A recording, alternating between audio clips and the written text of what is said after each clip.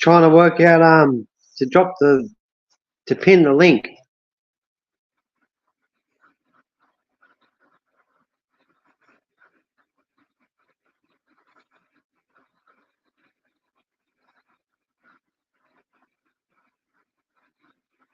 Hi 420 Fred.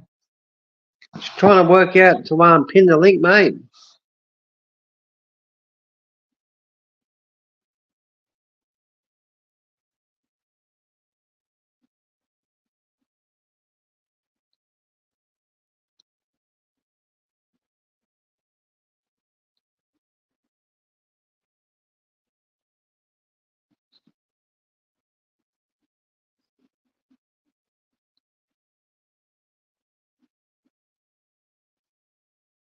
Hope you've had a great day, 420 Fred.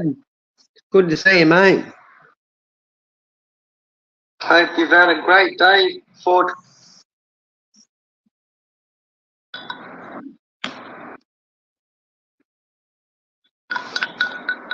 Cheers, brother.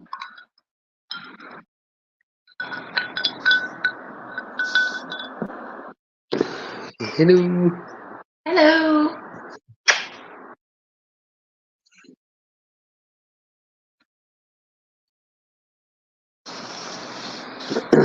Thought I'd come on here for a bit. Why not?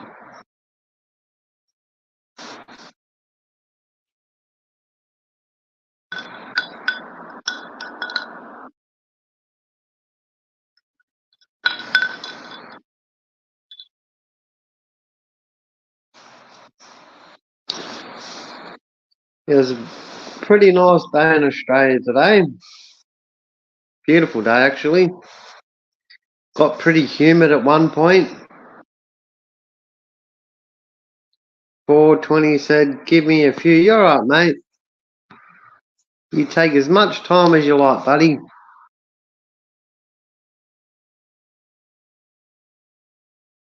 Yeah, pretty humid day in Australia today, but overall it's a pretty good day. But last night it was, pissing down rain here.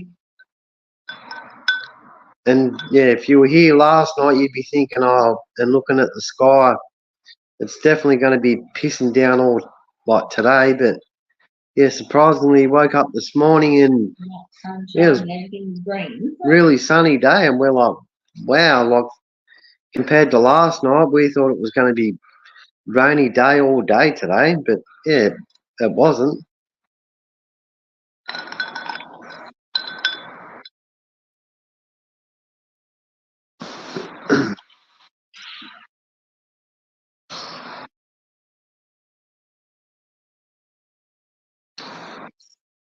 I'm just going to put Lyndal on quickly, and I'm going to refill her drink up, and I'm going to have a quick smoke, and then I'll be back on with you lovely people. We don't say. You just say whatever. Hmm? Just say hello and how your day's been. It's been pretty hectic with the lady, and Just been working. just gonna get a refill. And yeah, if anyone writes, it's there. Okay. Same as every other day. Working. Lots of combos in the day. Don't really feel like talking overnight because I talk my words out during an 8-hour day. But Dan likes to talk overnight. And here we are on YouTube. I don't have any words left unless someone makes a conversation.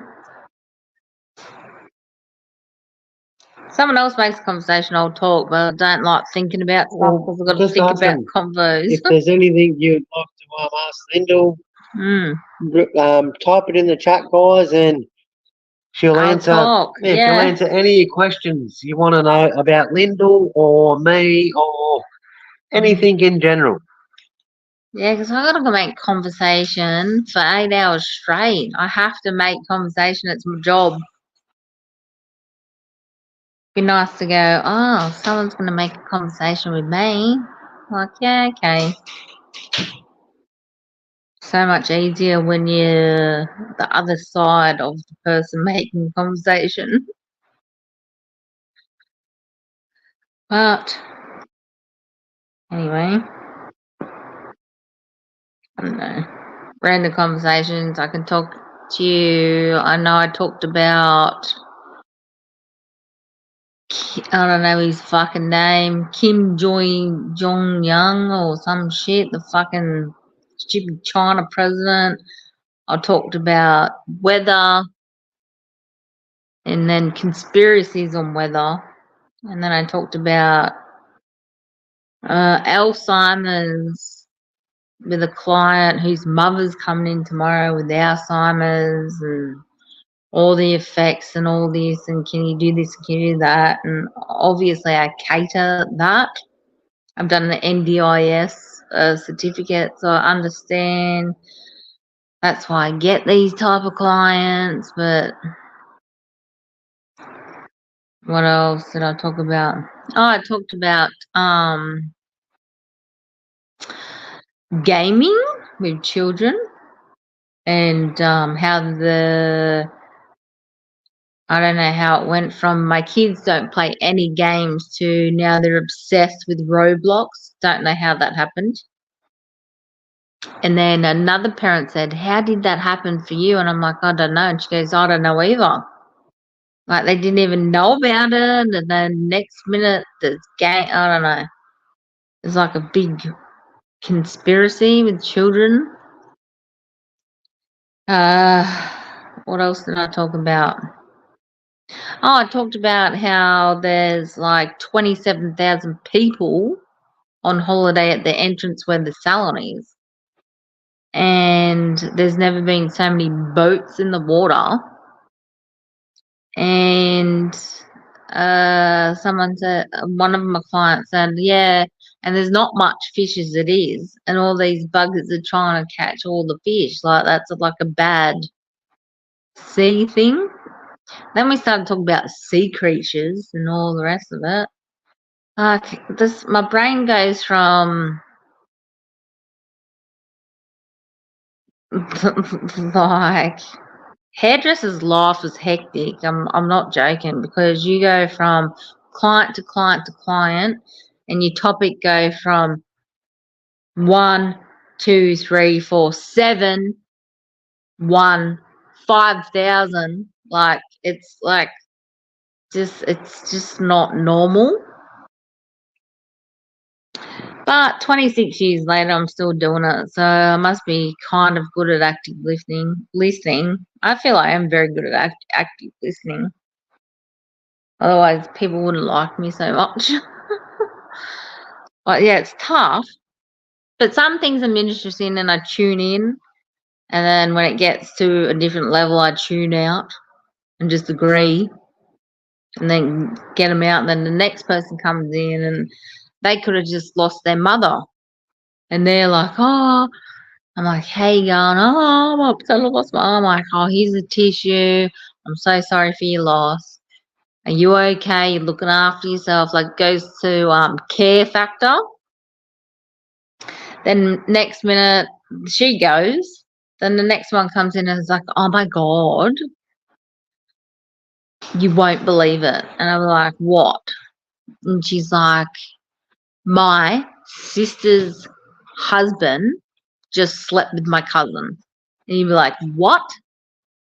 Like from dying, like you have to transform your emotion to from sympathy to what the fuck to next minute talking about children and gaming to next minute your next client's talking about, I don't know, politics, and you're like, eh, eh, eh. And your brain's like, eh, eh, eh, all day, because you have to like retune yourself. Like you have to retune every client. You like start from like next one come get rid of them. Next one comes in, you're like, woosah. Hi, what are we doing today? How you been? Happy New Year. All the rest of it. You won't believe it. I'm like, what? Like, and that's how the conversation starts. And the whole time you're doing their hair, they're like telling you shit that they probably don't even tell anyone. And I'm the person that's got to, like be involved. I'm the involved person, and I have to be involved in that conversation. It's like crazy. Like, I'm surprised I'm not as crazy as shit. Hello. 5420, Fred. Hey, Fred. I was listening to your stories. My sister is a beautician also. Oh my God. I can't imagine that. Yeah, client by client. You're torn left, right, center. Like, you don't know what way you're going in the day. And some days are bad, and then are good. And that tops the day off. Some days are good. But, like, honestly, it's such a torn. And you get to see a lot of people. Oh. Well, you're being intimate with them. You're putting your hands through their hair. Yeah, and you're putting your brain where their brain is to connect with them to do, your job. Yep. But then you have to click out of depressed mode into happy mode. You got to keep them on track. Yeah, it's like a very, like, I don't know if people know that the beauty hair industry is as hard as it is. It's freaking, it's rough on your brain. Well, that you're on your feet for however many hours a day. Yeah, well, minimum 8, but like, I feel the brain workouts. Well, I've been doing it for 26 years, so my body's used to that. Yep. Like, my body is used to that. Like, I don't get body tired. I get brain exhaustion. You're a psychiatrist to these people. Yeah, I get brain exhaustion in the day. They come and they vent to you. Yep, and you don't even know why, because you don't even know them. But they feel they know you. I don't know. It's so weird. Such a weird setup, but that's exactly how it is. Like, I'm honestly being honest. It's just crazy. The things people say to you, you're like, oh, what? Like, oh my God, I have to deal with this now. Do you know what I mean? I used to love getting my hair cut. You would, because they'd be like so interested in your life and whatnot. Yep. They do. They're fun to talk to. Because they have stories. Yeah, sometimes they'll tell you about the person they just had. Yeah. What kind of shit like fun. Or whatever. So many stories. It's crazy. The last one I had. My own mother doesn't even believe me. Like, my mum's been my mum all my life. I'm 39. And I've come home and told her some just crazy shit. She's like, that's not that. Yeah, over exaggerating. I'm like, I'm not, Mum. Because she knows I'm a hairdresser. I'm like, I'm not. I'm like, it's legit. This is the story. She's like, nah, that person wouldn't have said. I'm like, yes, Mum. I mean, it would be like a bartender. Yeah, it's like they tell you weird shit. You work directly with the. Love you, girl. You work directly with the public. Yeah, directly, but they're as long as you're working at a coffee shop and you ask their name, that's it. Yeah. In hairdressing or beauty, you're like, I don't know. It's like, I don't even ask personal questions. They ask me personal questions and I answer truthfully because I've got nothing to hide and I answer. Then because I answer truthfully, they spill their guts within an hour appointment. And you're like, oh my God, what did I do?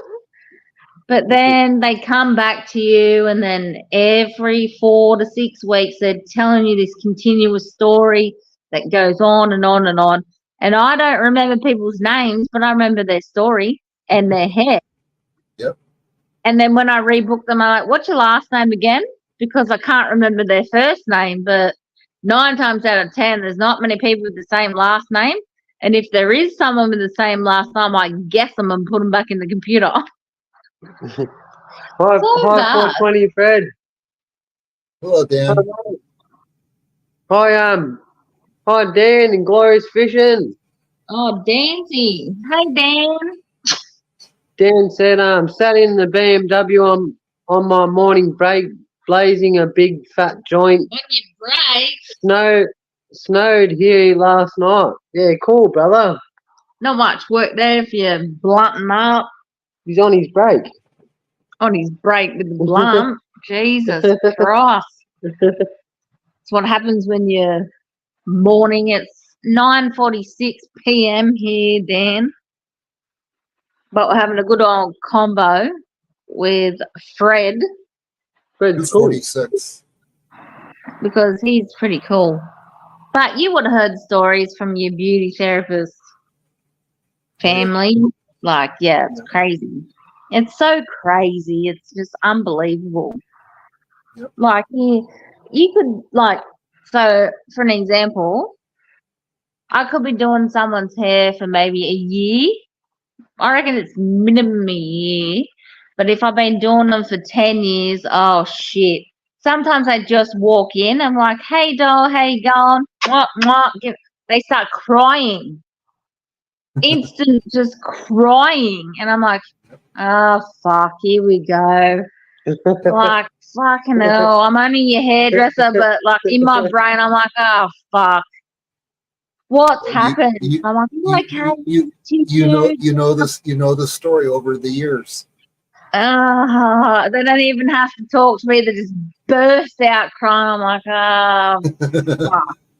Something happened. Woo-wee. Here we go. Get them a cup of tea, get them a tissue, tuck them in. You know, like, it's a job. Like, you know, I do love a lot of my clients, but I don't love them all.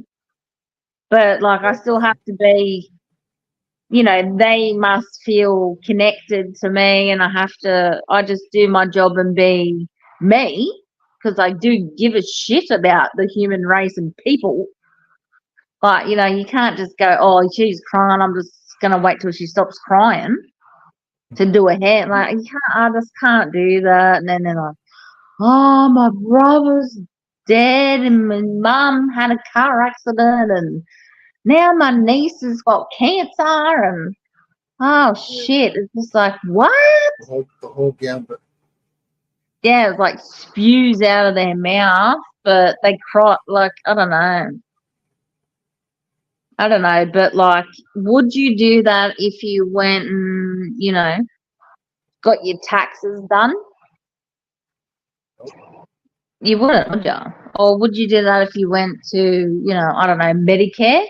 Would you do that if you went to, I don't know, your daughter, your granddaughter's daycare and had a chat? Like, I don't know, it's just, I don't know. Like, us beauty hairdressing people have to, you know. You know all the secrets.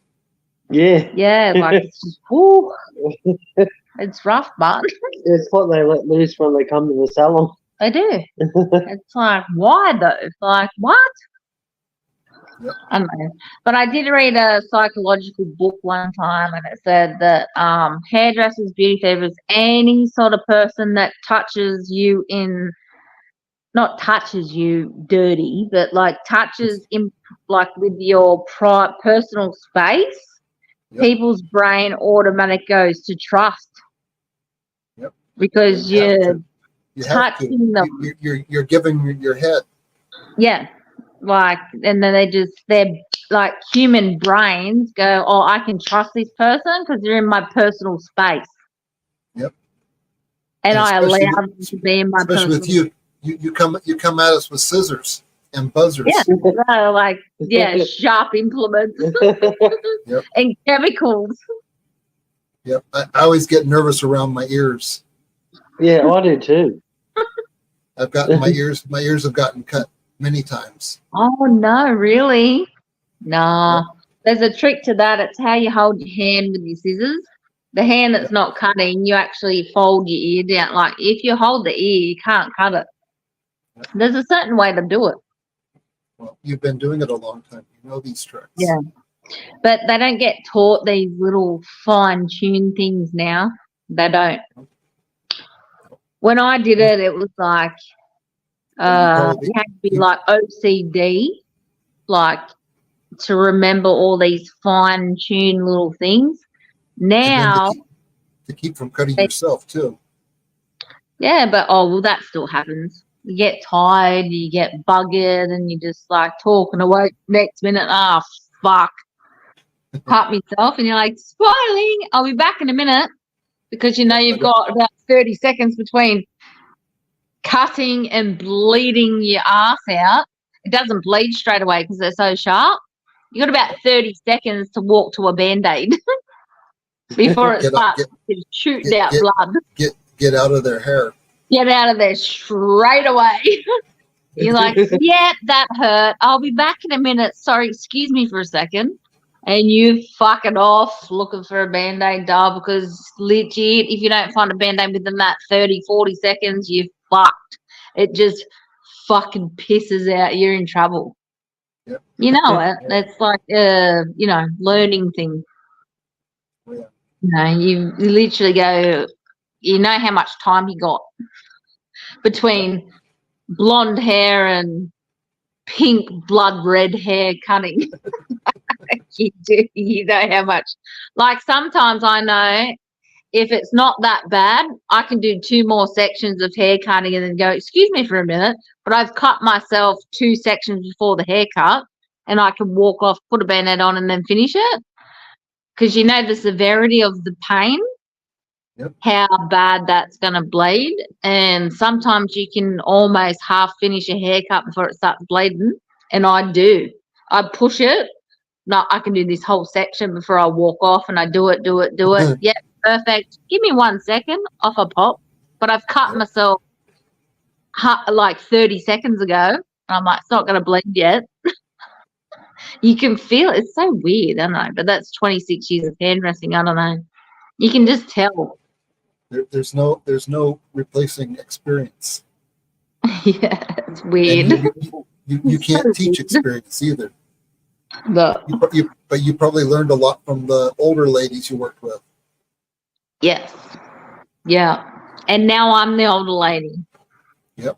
And if they're smart, they're listening to you. Yeah, they are. I have good stuff. They always ask me random shit where I go, that's a weird question, but this is what, yeah. They do ask me weird shit. And if they're not busy, they actually stand next to me watching me do people's hair. And I'm like, I look at them, I'm like, do you need something? They're like, no, we're just watching. And I'm like, okay.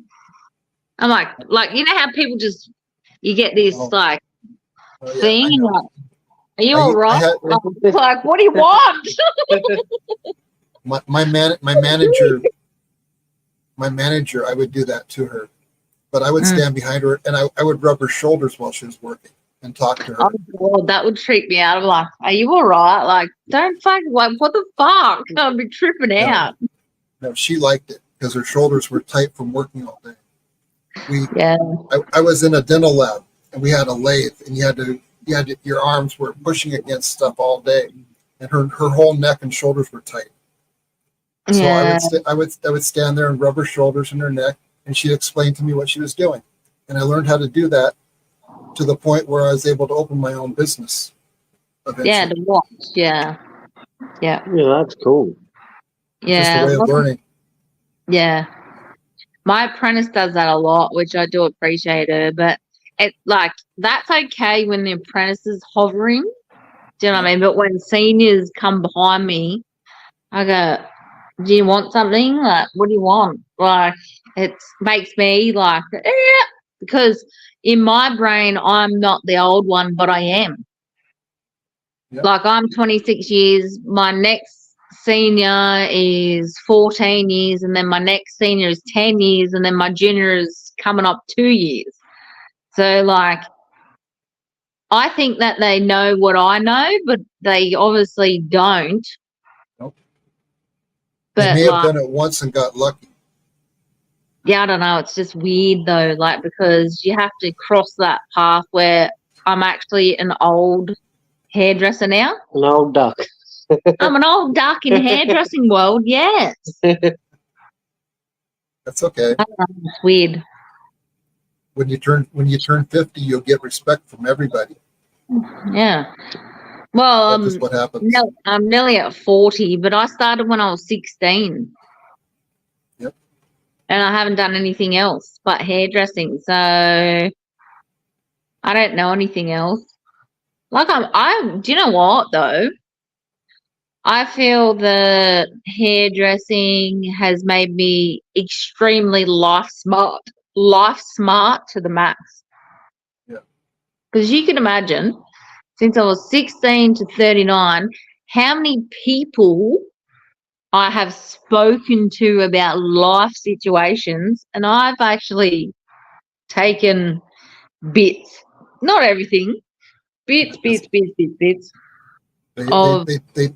tell you things that are like, oh, that makes a lot of sense. Oh yeah, that makes sense, and I wouldn't have thought to do that.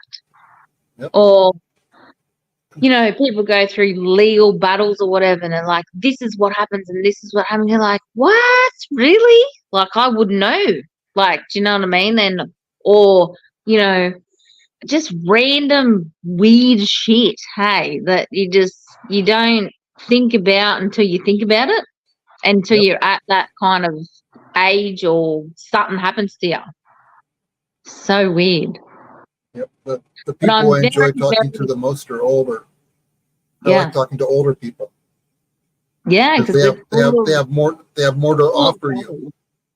Young people, some young people, if they've had good life experiences, but for the most part, the older people, they're telling you what's going to be happening to you in the next few years.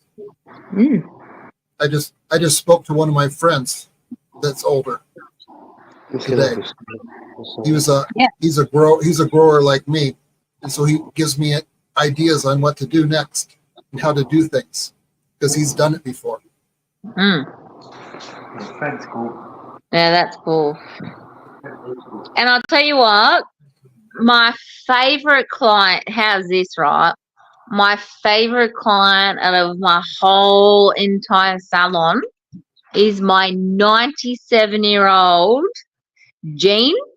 She comes in every single Friday. She never washes her hair.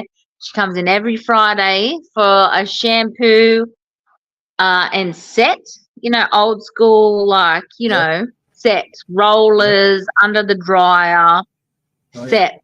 That was my mom. She's fucking awesome. Like, I'm not joking. Like, she makes me laugh. She's so knowledgeable. It's disgusting. But she will have a joke and, say us, on Friday, last Friday, she made a joke. This root lift spray? She goes, can I spray that somewhere else and get a bit? And I'm like, what did you just say? Like, she has a joke. Like, she's fucking funny.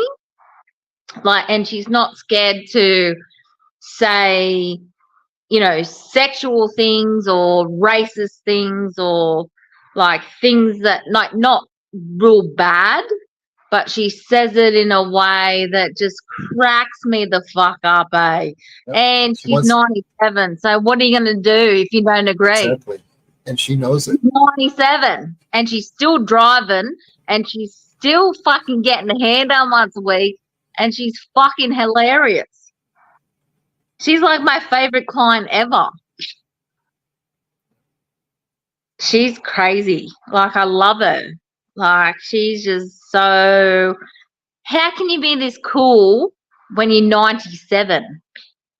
Like, how can you? Be. But she is. She's fucking awesome.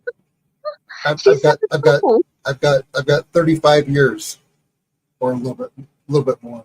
Anyway, a long time. I don't know if I'm ever going to get to my 90s. Yeah, but if you do, you want to be cool because if you last 97 years old, fucking hell, I absolutely fucking praise her how good she is. She's just real. She don't care if she offends people, but she's so heart. I don't know. She's just it's such a weird combination because you don't get like genuine, heartfelt, real. Like her husband fought in the war, like fucking hell, like, and she had 4 kids and did all this shit, and one of them had bloody scarlet fever and nearly died, and she's got that many stories that I listen to, but she will come in and go, "Where's my boyfriend?" And she's talking about Dan because she wants him to make her a cup of tea. Where's my man? Yep. Where is he? Do you know what I mean? Like, because she can. What the fuck? You're 97, but she's cool. She's like, she knows how old she is, and she knows how she can make everyone love her, and it makes her happy that we respond positive and we love her, and it makes her feel good, and that's the only reason she comes in once a week, and she pays $55 every fucking week out of her pension. Yep. Just to have her hair rolled up in rollers and dried and brushed up. That's it. You listen to her and you give her joy. Yeah. And she gives me joy at the same time, though, which is unusual. Yep. I met a lady, I believe it was last night, that she wants to be 55 because at 55 she can move into an old person's home. She wants to be the young slut. Because she'll be the youngest one there. She'll be the young chook, yeah. Mm. Well, you know. Well, it's something to look forward to. That's it. I suppose. Each to their own. You got to be happy in life because our world's going to bullshit, really. Like, I'm not a big conspiracy person, but there's too many. Like, we do wigs in the salon, and I got statistics off oncologist. 1 in every 3 adults over 55 have some sort of cancer. Oh, yeah. In Australia. Australia is small compared to every other country in the world. That's just in Australia. Well, this is Australian odds. So that's actually, fucking bad. You don't have nearly as many as we do here. That's what I'm saying, and our odds are bad. Yep. So, you know, I have people coming in left, right, and center, hair's falling out, the age of 45, 65, 80. I give them a wig and I cut it like their hair used to be, but they're bald, and sometimes I don't ever see them again because they die. Like, it's really, it's rough. Like, it's sad and it's rough. Yes, I went through that with my wife. I got to shave her head. Yeah, that's fucked. The first thing we did, we dyed it purple and gave her a mohawk. Yeah, sweet. Make it fun. Yep, that's what I do too. Make it fun first. It's still depressing though in my heart. But I make it like not depressing. About once a week or so, I get an electric shaver and I'd shave her head smooth. She has a beautiful, beautiful head. Some people have awesome friggin' heads though, eh? Oh, some have like hers was beautiful. Yes, and you go, freaking hell, you came out your mum's Virginia like smooth as. Because some of them have wonky. Yeah, I'm sure. But some you shave off and go far out. Your head is like perfect. Yep. It's like a perfect baby's head. Yep. You couldn't ask for any perfecter, if that's a word. And it's probably not, because I've had some wine. Any more perfect would be the sentence. Flawless. But, yeah, flawless. Yep. That's just, I don't know, but I've even done, 18-year-olds. And their mum's like, oh, we'll be back to get some more wigs. And then they come back for one more and they're like skinny as a rake and they're white, see-through grey. Can I tell you something? That if someone is not far off death, they look grey. I've seen it too many times. They have a grey tinge. And then all of a sudden, a couple of weeks later or a couple of months later, you get a phone call, they passed away. If you turn grey, you're fucked. You are going to die. It's like, I don't know if everyone can see it. I don't know if every person can see it. But I think if you're around people that die often, you get this look about you. I don't know, but you can see this look and you're like, oh, shit, that's bad. Like you get this real gut, oh, my God, that's bad.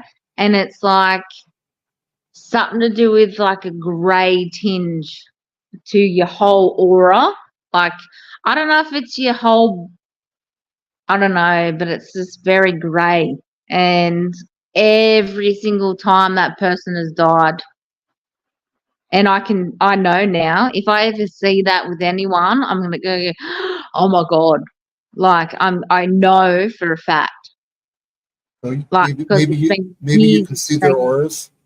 You can see auras, maybe. Maybe I can see it, and other people might not see it. But as soon as I see this colouring around this person, that's it. I know. And then not one time I've been wrong. Never have I been wrong. And I've never said it. I've just thought it in my brain. Like I've thought, oh, shit. Do you know what I mean? Like this is not going to be okay. And it never is. So I don't know. If you can learn to control it and be able to figure out how to tell somebody about it so they have a heads up. Yeah, before it happens.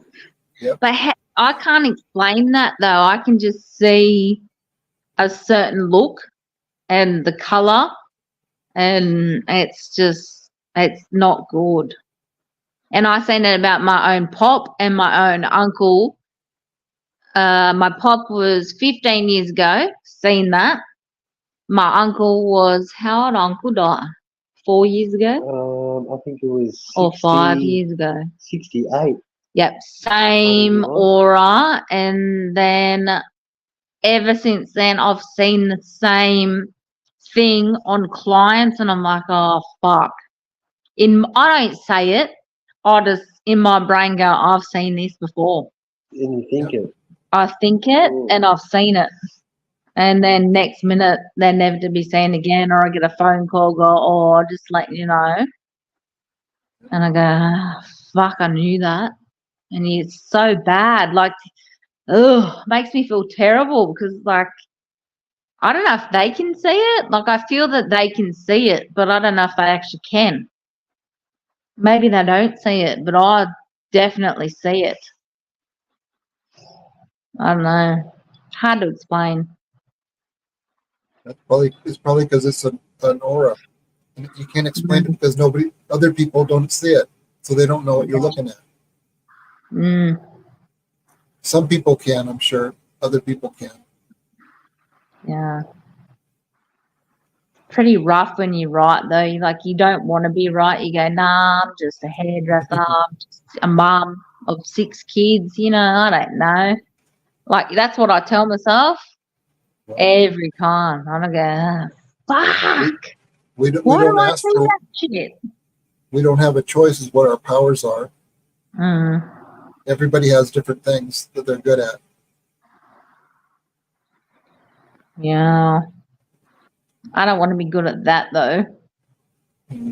Not what I don't want to see that. Like, I'd rather just not know.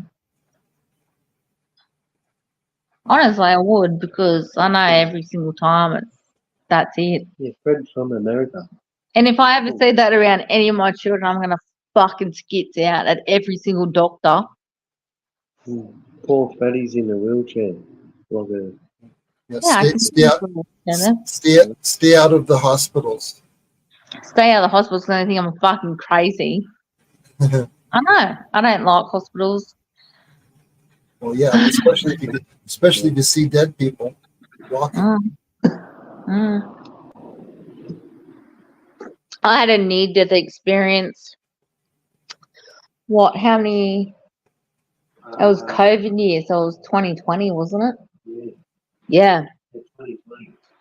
Yeah, I spent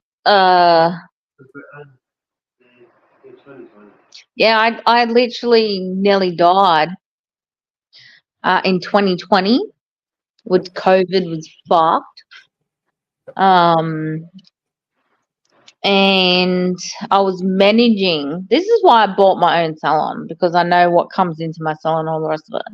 But I was a manager for this bitch for like ages, and she wasn't even a hairdresser. She was just one of them money makers, and you just, did what you're told and all the rest of it. Trained all the apprentices, put the extra hours in that you never paid for, all the shit, because that's what a manager does. Anyway, so we got locked down. The first time we got locked down in Australia was for like 3 months. Then we were allowed back. And then when we went back to hairdressing, all suppliers were like, all the supplies, ships and planes and all that were non-existent. So she started getting some random shit from a different supplier. And then it was like, I don't know if you know, probably don't. It's like a keratin smoothing thing. So you have frizzy hair, you chemically treat someone's hair and it goes smooth. Anyway, I fucking had the biggest allergic reaction to this random foreign shit, which probably wasn't Australian standard approved. And I was like choking to death. My throat closed up. I was vomiting because I couldn't breathe. I fucking went to hospital.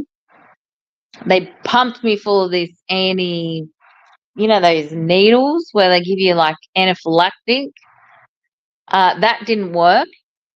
And then I couldn't speak because my tongue was swelled up, my throat was swelled up. They're like, if these steroids, they gave me the strongest steroids in Australia, that if they give me any more, I'm going to have a heart attack at 35 years old.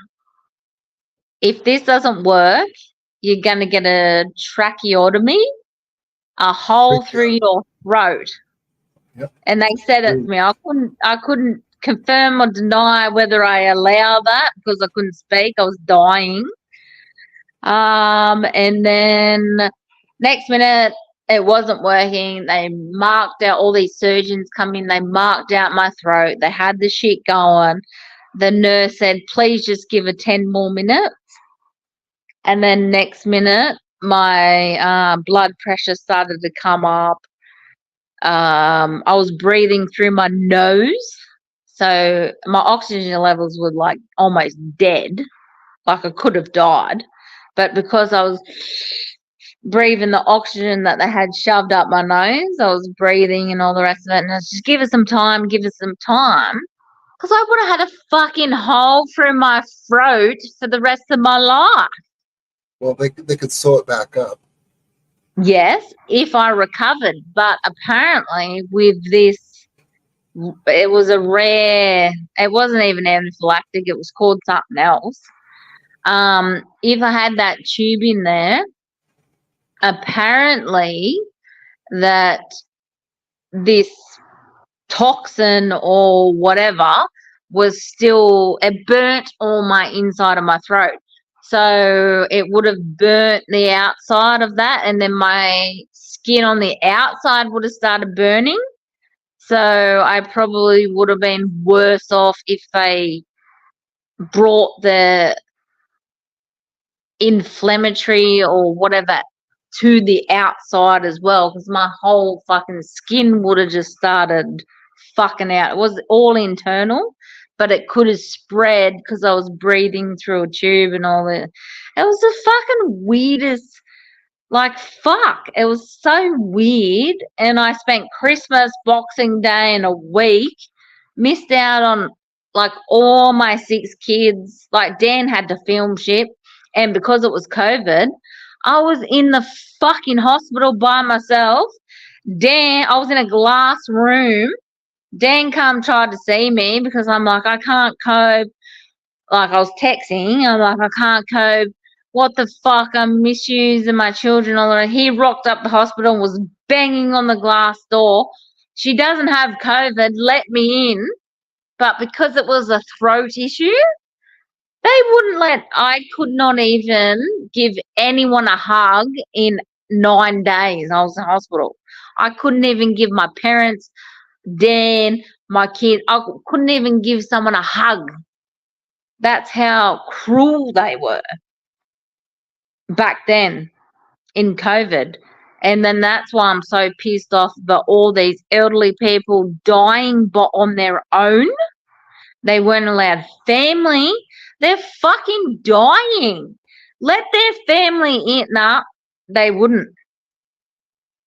Like, Australia was so, I don't know how America was, but like, you had no rights. No fucking rights. You were treated like a lab mouse in a glass fucking room. And I didn't even have COVID. They did 26 COVID tests on me in the 9 days, and I never had COVID, and still wouldn't let Dan in to give me one fucking cuddle because I was bawling my eyes out.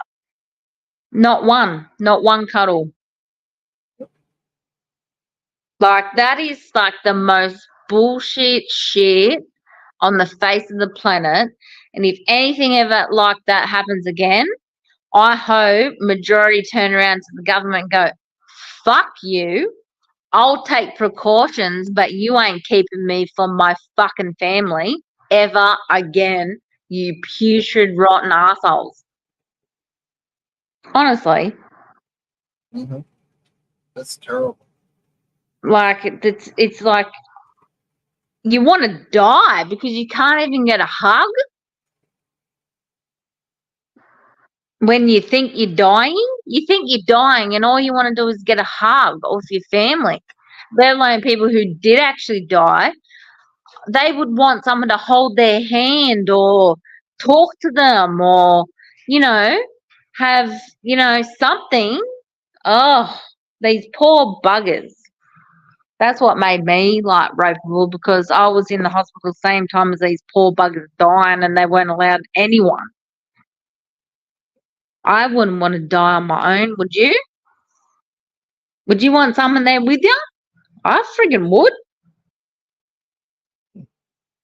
It's sad as, and I can't believe us as a world let all these governments let us say, no, you can't go see your dying mother in her last breath. Sorry, COVID. And even if you said, fuck you, I'm going in, no, they wouldn't. Security would get you. Bullshit. That was so cruel. And that will never, I'd go to jail if that ever happened again. I'd be like, stuff you. I'm going to kick this door in. Dan literally was on the other side of a glass door. Was you not? Tell him. Yeah, I was. And you weren't allowed to come in.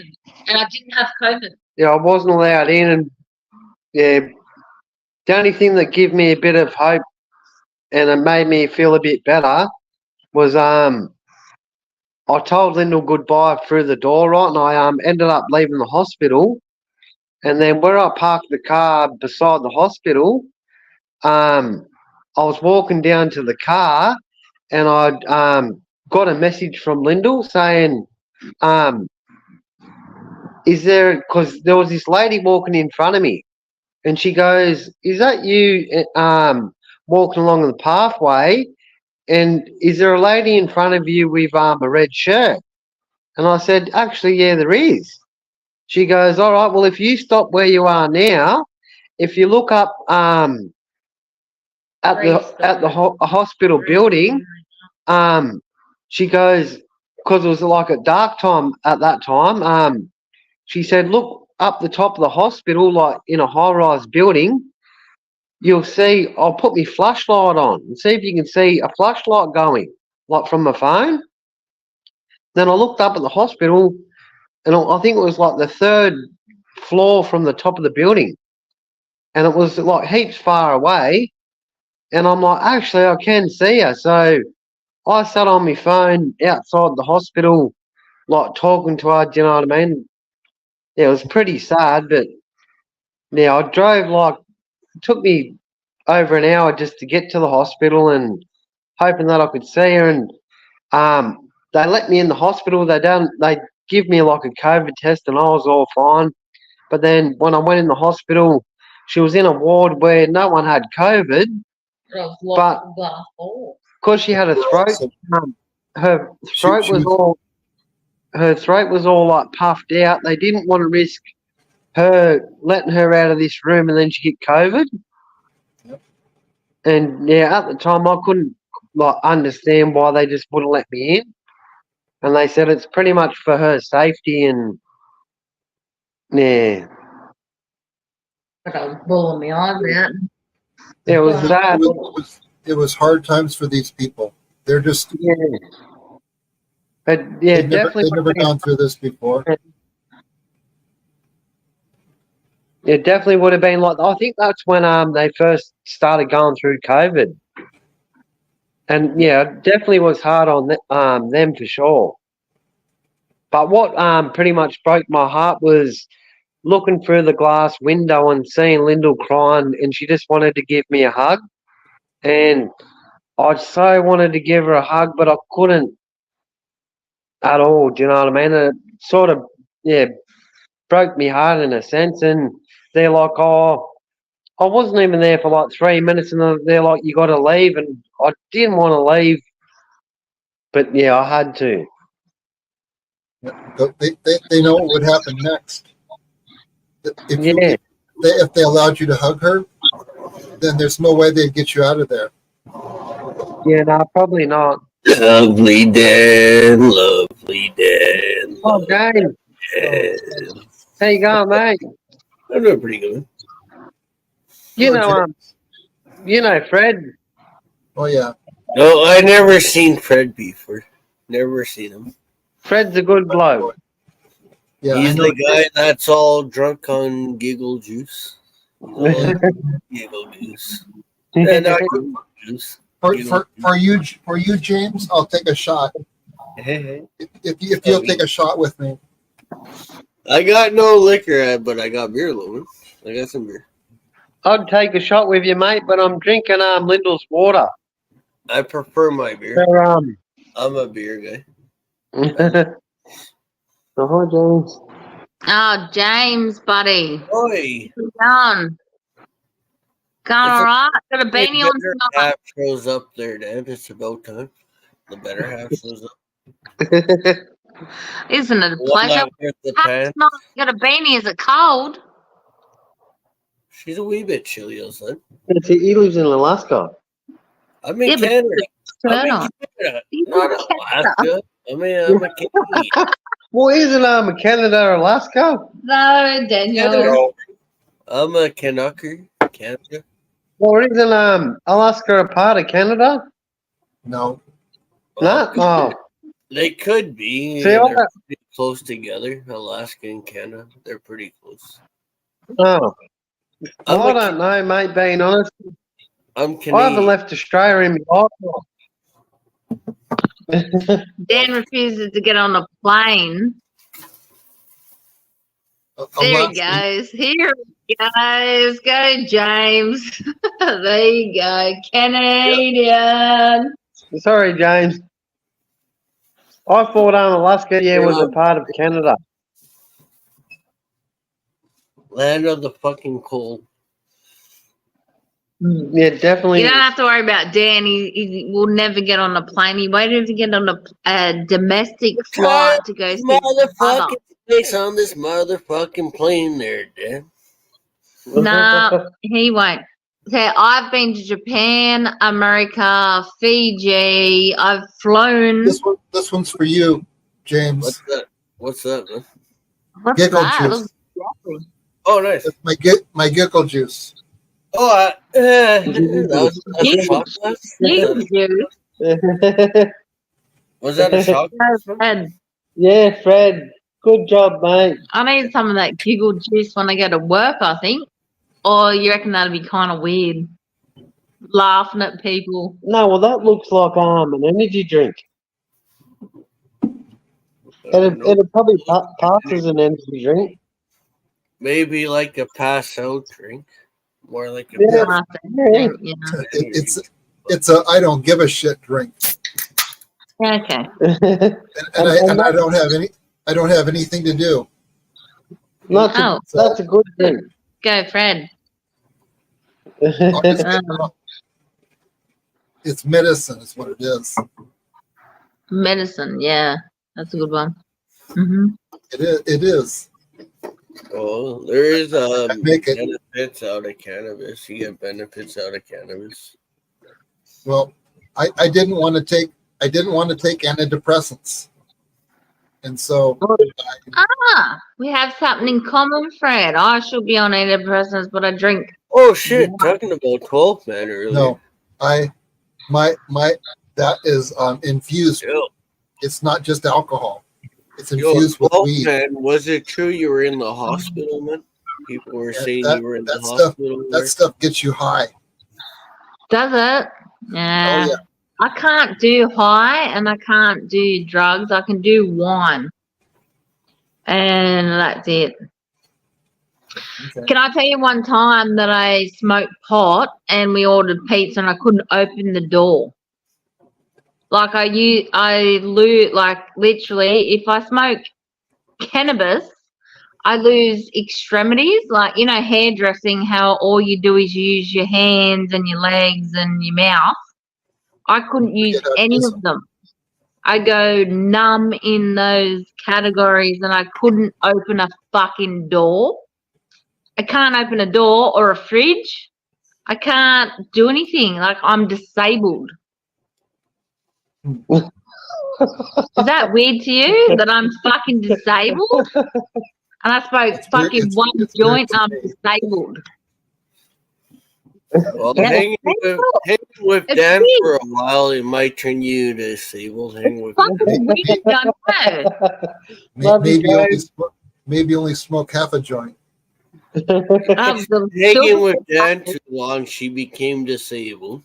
No, like fucking dead set, like not even joking about the disabilityness. Like fucking can't use my hands, my mouth, or my legs. I can't function. That's weird, isn't it? I have something. Yeah, it's like not right. Like I can't do anything. Yep. See, I don't know. It's weird. That doesn't happen to people, but it happens to me.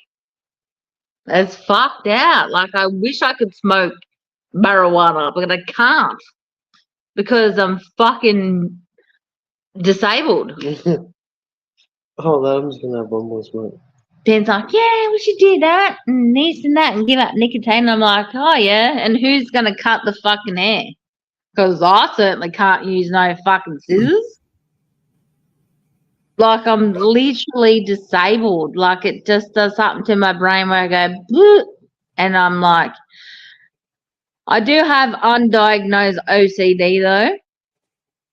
So I feel it turns my, I've lived with my life the whole time like no drugs, blah, blah, blah. I feel it switches something in my brain off where I just can't control anything, and I feel that's a problem. Mick has a question for me. Be in control of what I'm doing. Just a second. Mick has a question for me. What I was saying is that they were asking where Claire went, and she said she was going off to talk to her friends, have a drink with her friends.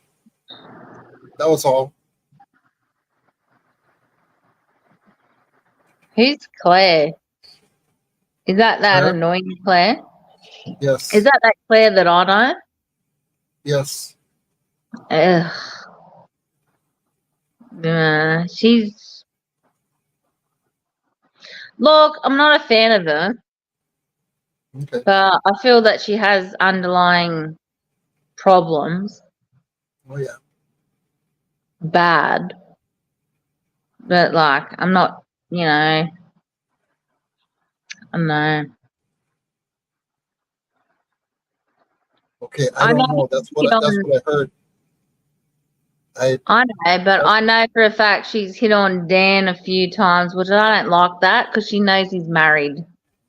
And now you're married, you don't do that. It's just a unwritten law and ill and whatnot. And I just go, ill.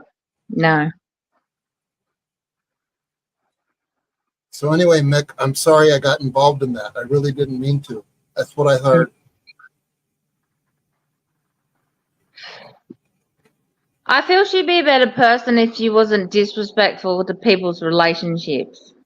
Is what I'm trying to say, Fred. In a nice way. If she wasn't disrespectful to other people's relationships, which I'm not, and a lot of people certainly aren't in the world, she would be better. But I know she's got a lot of shit going on, and she says random shit to get attention because she mustn't get much attention in life and all the rest of it, which is, somewhat of an excuse, but, you're an adult. She's not young. She's not 18. She's 28 or something, or 27. She's not. Well, she's fucking older than I thought she was. Yeah. She's a year younger than my daughter. Like, come on. You're older than at some point, you get the brain mechanism to go, yeah, that's not all right. Do you not? Like, you can flirt and all that. That's harmless. But, like, legit saying, certain things, like, fuck off where you come from, eh? You don't do that. That's just... That's trying to keep it a PG channel, no swearing. We can't say the F word. Dad's trying to keep it PG. Dan? No. He's married to on Dan's channel. It's a lovely channel. James, he's married to a freaking hairdresser. What are you talking about, doll? It's only PG when you're talking between 55 and 70. Once you pass 70, my friggin' 90-year-olds swear worse than I do. You have no, like, once you turn 90, it's a free-for-all swear-a-thon. You don't understand. Oh, yeah. Yeah. I'll go, oh, fuck off. I mean fudge. You know what I mean? And you go, nah, you said fuck. And you're 90. But kudos, bitch. And they go, I love you. Like, there's a different, you don't even know. There's, like, different, once you hit a certain age, you don't give a shit what you say. Yeah. At all. What example? I'm old enough, and I was of a time where cursing on your I grew up that the N word was something you just said. Yeah, it was like you didn't think twice about it. Yeah. Yep. Grandmas, aunts, it rolled right off their lips. And I'll tell you something, you know how I was talking about my 97-year-old? Yep. I've never heard this expression, but like, I'm not racist whatsoever, and neither is she, but she got brought up to say, or anyone that's Asian or Asian affiliated are goops. Have you heard that? Oh, yeah. I was like, gook? What the fuck is that? She's like, oh, and she goes like this, that, like. I'm like, what? She goes, I'm not racist. I have a good friend that's Filipino. And I'm like, oh, well, what the fuck is a gook? She's like, that's what she got taught. If you look it up, it's Japanese, Korean, a picture of Dan Bennett. What Dad, the when fuck? it She's shows up. 97. Why would she give a shit what she says? Nope, doesn't. I wouldn't. If I was 97, I'd be like, yeah. If I Yes. knew the word gook, I'd say gook too. Yeah, well, at that age, Some- that's how she described somebody, and Yeah. people of her generation knew exactly what she was talking about. Yeah. I knew exactly what she was talking about. Yeah, I didn't know. See, I'm 40. I didn't know that was a slang for Asian. I didn't. I was like, oh, that's weird. But yeah, like, I don't know, just all these different things. And I'm like, oh, wow, that's a name that I'll remember. Like, do you know what I mean? Like, it's so weird. Yep. I try not to judge people. I mean, they're where they're from, nationalities, only because Yeah, but she wasn't judging them. That was her that's just the way she upbringing described. It's of the a way she described description. people. Yep. Yeah, and it wasn't meant to be. She's Well, never offensive. She's not offensive. She's just 97 Yep. That is a derogatory term. now. Yeah. Well, I didn't know that. It was then too. Was it? Yep. But Oh, yeah. was it acceptable then? Just like the N word was, people said it, they used it. Yeah. Okay. Well, there you go. And they think it's just still normal, but it's not. Well, nobody uses that word. No, because it's offensive now. It was Yeah, probably well, offensive yeah. back then, but no one knew any different or What something. word are you talking about? I like note. Which word? Gook. Gook? Gook. Is that Yeah. like goof? You want me to deal with two Jessicas?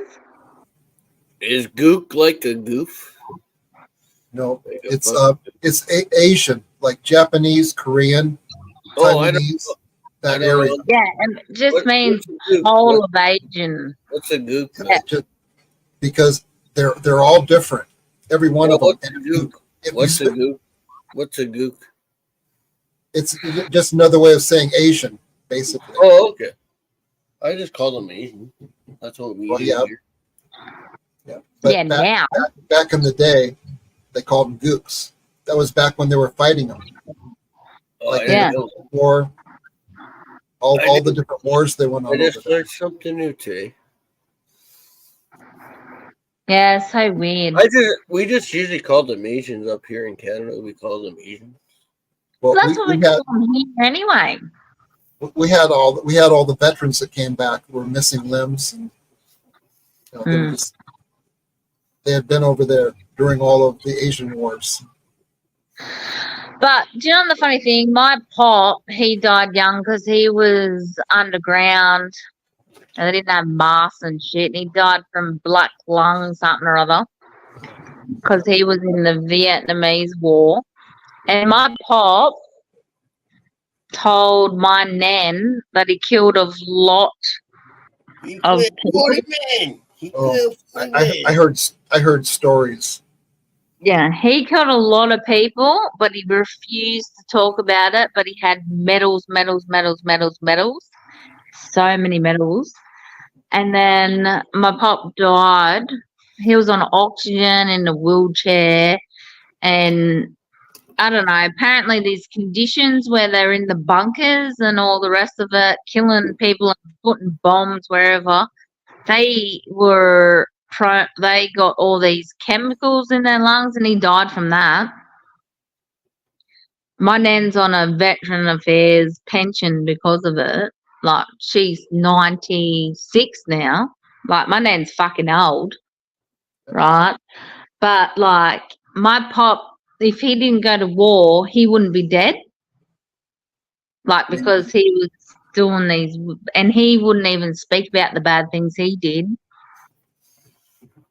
Like, he wouldn't speak about it, even to the point where my oldest cousin, before he died, was doing like a huge assignment on the wars and stuff like that, and asked him to do an interview and write down an essay and all that. He refused his eldest grandson, he wouldn't say what he done.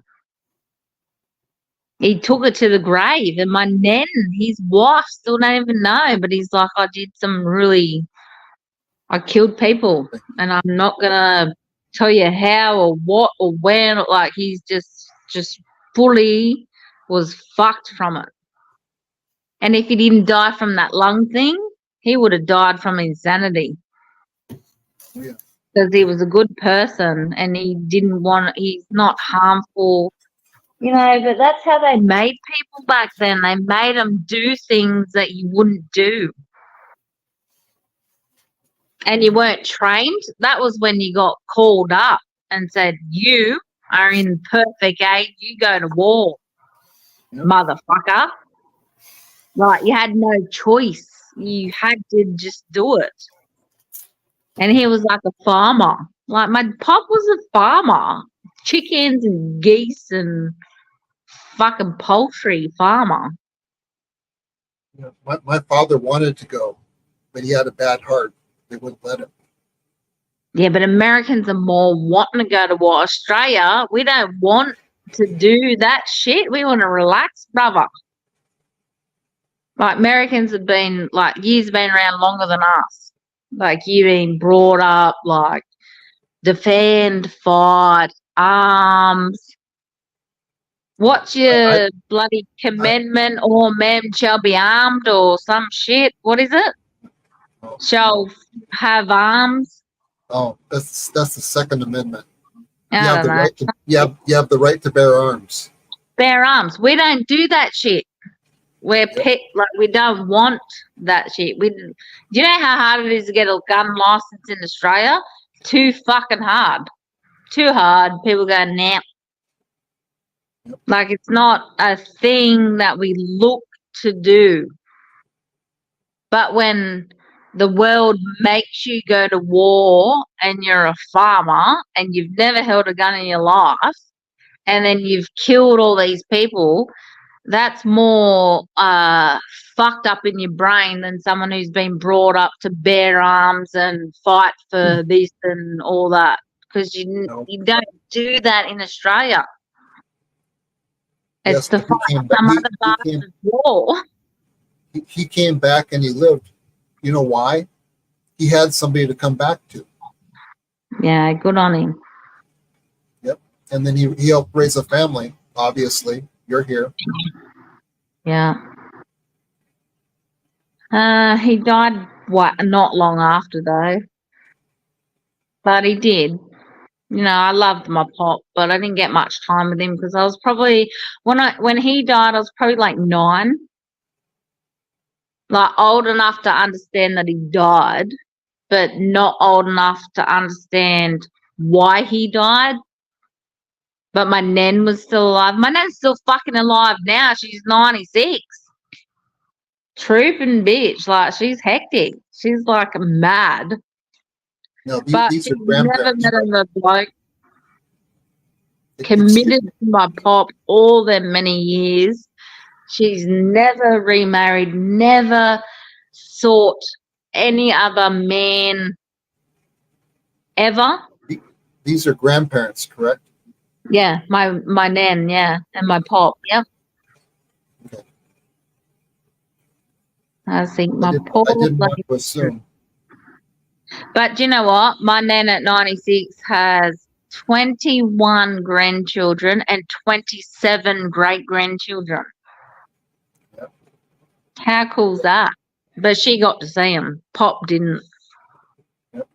My grandmother, there's 56. I have 56 cousins.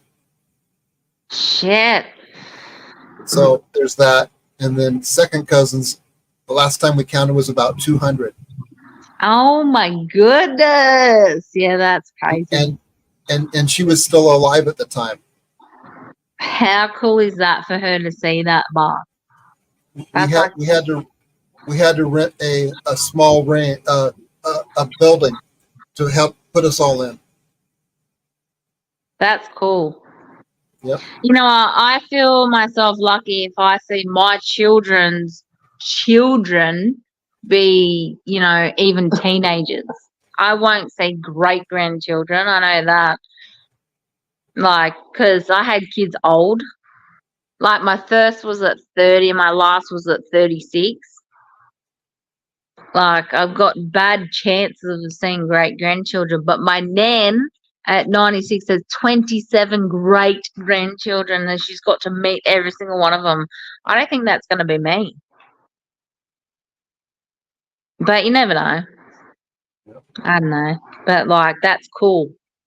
Imagine meeting your great-great-grandchild. That's fucking awesome. Yep. Like your bloodline down, down, down, like your child's child's child. That's like seeing your bloodline go. That's cool. They have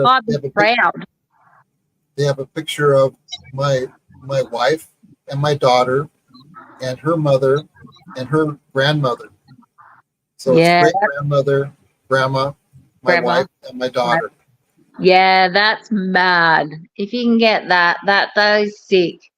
That's awesome. Yep. That is so cool. Cherish that photo because that's fucking like gonna be very rare that generations see that shit these days. Yep. Honestly, it is. Like, we're all poisoned with our water, poisoned with our food, poisoned with everything in the world. And we poison ourselves with alcohol, drugs, and nicotine and vapes, and like we're not going to see that. That's going to be like the rarest photo. People 100 years time going, oh my God, look at these generations going down the it's just not going to be like that. Nope. It's going downhill. It's not going to be like that.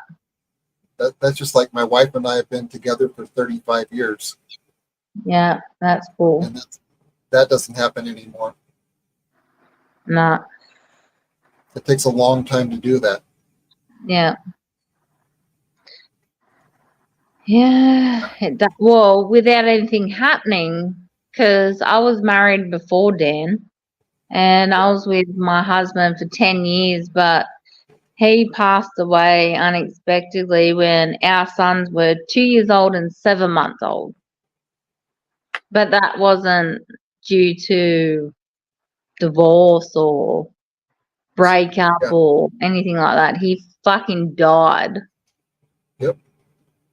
And that wasn't no one's fault, or well, it kind of was his fault because he never drank water ever. He drank energy drinks like 10 a day, and he fucking had a heart attack. He refused. Some blokes who refuse to drink water because it tastes like shit or whatever, but human bodies need water. Like, you have to drink water.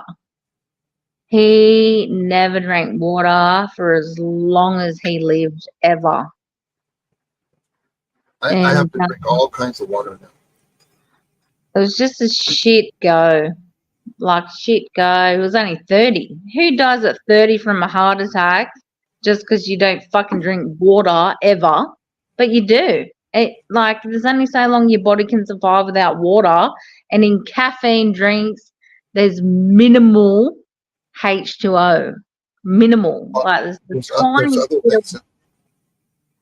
It's all shit. The caffeine does stuff to you also. It dehydrates you on top of everything else. Yep. Caffeine dehydrates you. Yep. I drink a lot of it. I drink so much water, it's disgusting. But I'm just lucky I met Dan because the boys they know they got two dads. They got Daddy in the Stars. That was unhealthy and didn't drink water. Do you know what my boys drink every single day? And they don't drink anything else? Water. Yep. If they're at a birthday party, they'll get a small thing of lemonade. That's it. They don't have Coke. They don't have raspberry. They don't have anything. All they drink is water, or a treat is a small glass of lemonade. If they're thirsty, drink water. And they fucking do. They don't know any different. They don't know any different. They go, I'm thirsty, I need water. Their brain goes, I need water. Oh, I need to fill my water bottle up with water. All my kids are the same, and I'm like, nah, fuck that. You aren't dying of a heart attack, you little buggers. But it's an upbringing as well. Like, his mother let him just not drink water. He'd drink juice or milk or anything but water. No, So as an adult, he thought he didn't have to drink water. Our water tastes so good, I wouldn't want anything else. In fact, I hate going other places and having water. Mine tastes so good. Ours comes from the mountains. They capture it up there in lakes and then pump it down and pipe it down. And it has like almost nothing in it. Crazy, eh? And it just tastes good. If you choose not to drink that, yep, you're in trouble. Yep. It can kill you, because you know how like they have all them, survival shows. You can live so long with water. You'll die quicker without water. Yeah, if you have all food with no water, you die quicker with food with no water. But you can live longer with just living off water. Yep. That's just, yeah, it's like a death sentence. But yep. Oxygen is the first thing you need. And then after that, water. Yeah, but it sucks. But like, I still, like, honestly would have been still married and still living a life with him. Honestly, it wasn't a bad relationship. It was a good relationship. He had kids. He's supportive. We loved it. Like, it wasn't nothing ever. Like, there was nothing that I would have foreseen that we would have been separated or divorced. Like, it wasn't. It was just he fucking died in my bed with my baby in it. Like, it was just like, what the fuck? Yeah, it's just not. You don't know what life's going to throw at you, ever. Never, ever do you know. And, yeah, I went through a real bad. I was a fucked parent. My mum took my kids because I was just mental. Went to psychologist, psychiatrist, all the rest of it. They put me on drugs. Mum's like, oh, you're so, good. Like, when you're on drugs, it doesn't mean you're good just because you're doing what society wants you to do. She's like, oh, yeah, your kids, I've got my kids. Like, my mum never took my kids from me, but she just said, you need to, I was fucked, honestly. Anyway, she's like, oh, the kid's coming back, whatever. Those drugs that those people put me on, I would not wake up to my baby screaming. He was only a baby on bottles because I couldn't breastfeed anymore because I was on medication. Like, that's not helping my family if I'm just fucking, drugged out to sleep overnight. Anyway, I weaned myself off everything. Absolutely everything. Started going mum mode, hectic mum mode. But if I didn't have 2 to 4 glasses of wine a night, I would never sleep. I'd have nightmares. So I just drank 2 to 4 glasses of wine a night instead of all these hectic drugs that would drug me out all night and half the day till I snapped out of it. Like, they're heavy. Like, actual prescription medications are fucking heavy, and they make you not functional. And they wonder why people on medication are not, like, can't do everyday life. Like, get up, clean the house, shower yourself, look after your children. Like, there's like too much, like they're too powerful, eh? I couldn't do it. And since then, I've never been on any prescription medication ever. And I still drink wine. And I'm a fucking good mother. And I provide for my children. I have a business. I have 6 children. I have 3 children and 3 stepkids, and they're all provided for. They have everything they need. They're happy kids. I sit down and talk to them overnight. If they're upset, I have a conversation with them. If I was taking drugs, I wouldn't do any of that. Like prescription drugs, I wouldn't do any of that. I'd be like, I'm taking my drugs now. Like I'd be a fucking vegetable for all night and half the day. I wouldn't be able to do life. That's what this does to me, but it doesn't matter. I refuse to do that. And I learned that, yeah, you know what works for you, but I learned that within 6 months of taking their prescriptions yet. I learned if I keep going with this shit, I'm going to be one of those unreliable, random, where's mum? What's mum doing? Like, my kids were getting, to the age where, I'm not letting them down. Fuck that. I had to either live or die, and I chose live. Yep. So that was it. It's funny what kids will do to you. Yeah, because they're your blood and they fucking look at you with big beady eyes. I love you so much, Mum. And I'm like, I know, and I love you too. And like, fuck. Like, do you know what I mean? Yep. But you know, well, I smoked cigarettes for a long time, and I was out I always smoked outside. And one of my kids was outside with me talking to me, and they picked up a little stick and started pretending to smoke. And I said, "Fuck that!" And I got rid of them. I quit. I did not need them to pretend smoke. Yeah, I know. But you know what? My 9-year-old goes. So my 9-year-old is not Dan's child, but he was. So my husband died when he was 2, and I met Dan when he was 3. So 3-year-old is very young and impersonable still. Yep. Oh yeah. And he doesn't know anybody else. No. He used to call Dan until he turned about, I think it was almost 4. And he's like, Mum. And I'm like, yeah. And he's like, I know I've got Dad in the stars and he died, so he's not here. But why can't I call Dan Dad? And I said, I don't know, maybe you should ask Dan that. And he's like, Dan, why can't I call you Dad?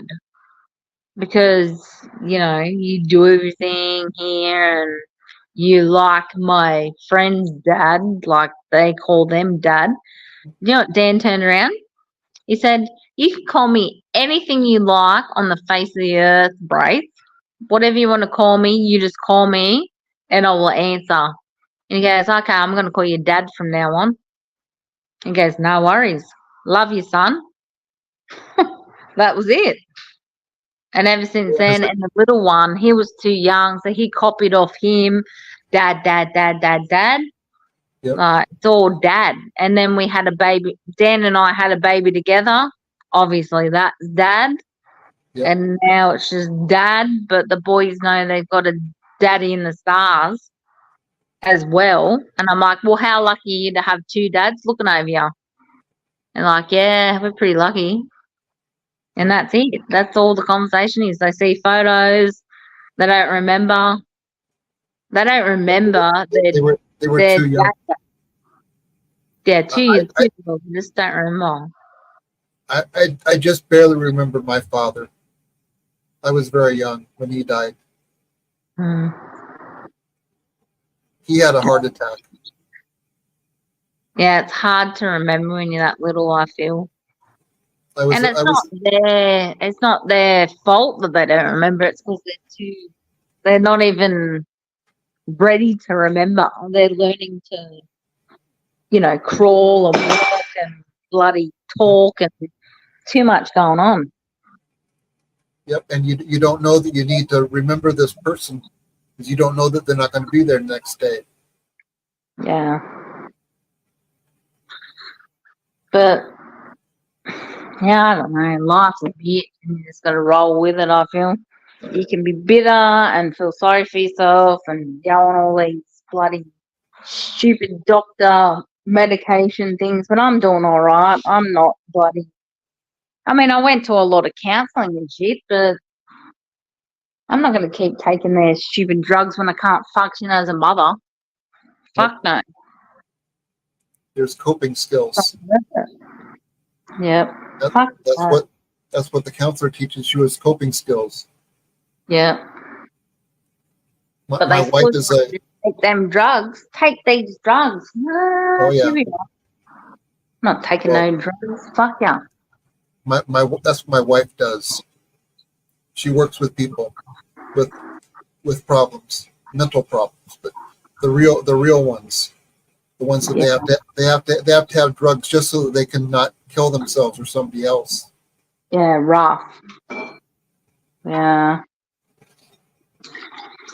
But the first thing they do is, I was at that stage, but I think if I didn't have children, maybe I would have got to that level. But I think it's the type of person you are as well. Like, I paid a lot of money to have my children as well. They were IVF babies. I had 7 miscarriages before I had my children through IVF, my first 2 boys. So, like, there was a different level of appreciation for the children. Do you know what I mean? Like, I didn't just get pregnant off a drunk root or, like it was on purpose. And I have 2 kids, and they just happened. Yeah, see, that's like easy. But sometimes it's not easy. But then all that trouble, and then my husband dies when they're babies. Like, fucking hell. Well, you've got them though. Yeah, that's what. I don't know. I feel that's the only reason that I didn't go into the depths of hell. Honestly, like I did, but I went, nah, fuck it. I've got the you had a reason. You had children that needed you. A hopeless cunt. No, I'm not going to be one of them mothers that just go, nah, fuck it. And the grandmother looks after them, and you get visitation. Nah, fuck that. Like, that scenario? Nah. I wasn't going there. I was like, nah, I'm stronger than that. And I'm a very strong person now, and sometimes people don't like that about me, but whatever. Doesn't matter. I'm a good person. I'm a good mother. I'm a good wife. I'm a good business owner, and I do a lot for my clients and put up with a lot. And I'm very genuine, and I don't care. Whatever. You judge me all you want. Don't care. Your business feeds a lot of people. Mm. All of your employees, people, and yours. Yep. That's something to be very proud of. Do you know what actually sets that in ground is that, like, my employees are so fucking loyal, it's disgusting. But then that's always nice. I have, in the last, so November, December, January, in the last 3 months, because I used to manage salons as well, and all my staff used to love and look up to me and all the rest of it. I have had 6 of my ex-people that I've managed ask me for a job in the last 3 months. like to come work at my salon because they've left their toxic, whatever. Please, can you have a job? I love you. Like, I know I'll get somewhere with you and all that. And I literally feel like I need to help them, but I'm like, look, it's not in the best interest right now. It's the quietest time of year in January, and I can't put my loyal staff out that have been with me for years to put you on and take hours off them. I'm not going to do that to them. And when I say that, sounds like it's time. Sounds like it's time to open a second branch. Yes, well, it does, but I don't have any money to do that. So that's what banks are for. I know. Dan's like, go to the bank, blah blah blah, and I'm like, oh, and it's so much headache and all the rest of it. But I would have 6 other staff that I've already previously. I wouldn't even have to interview because I know them.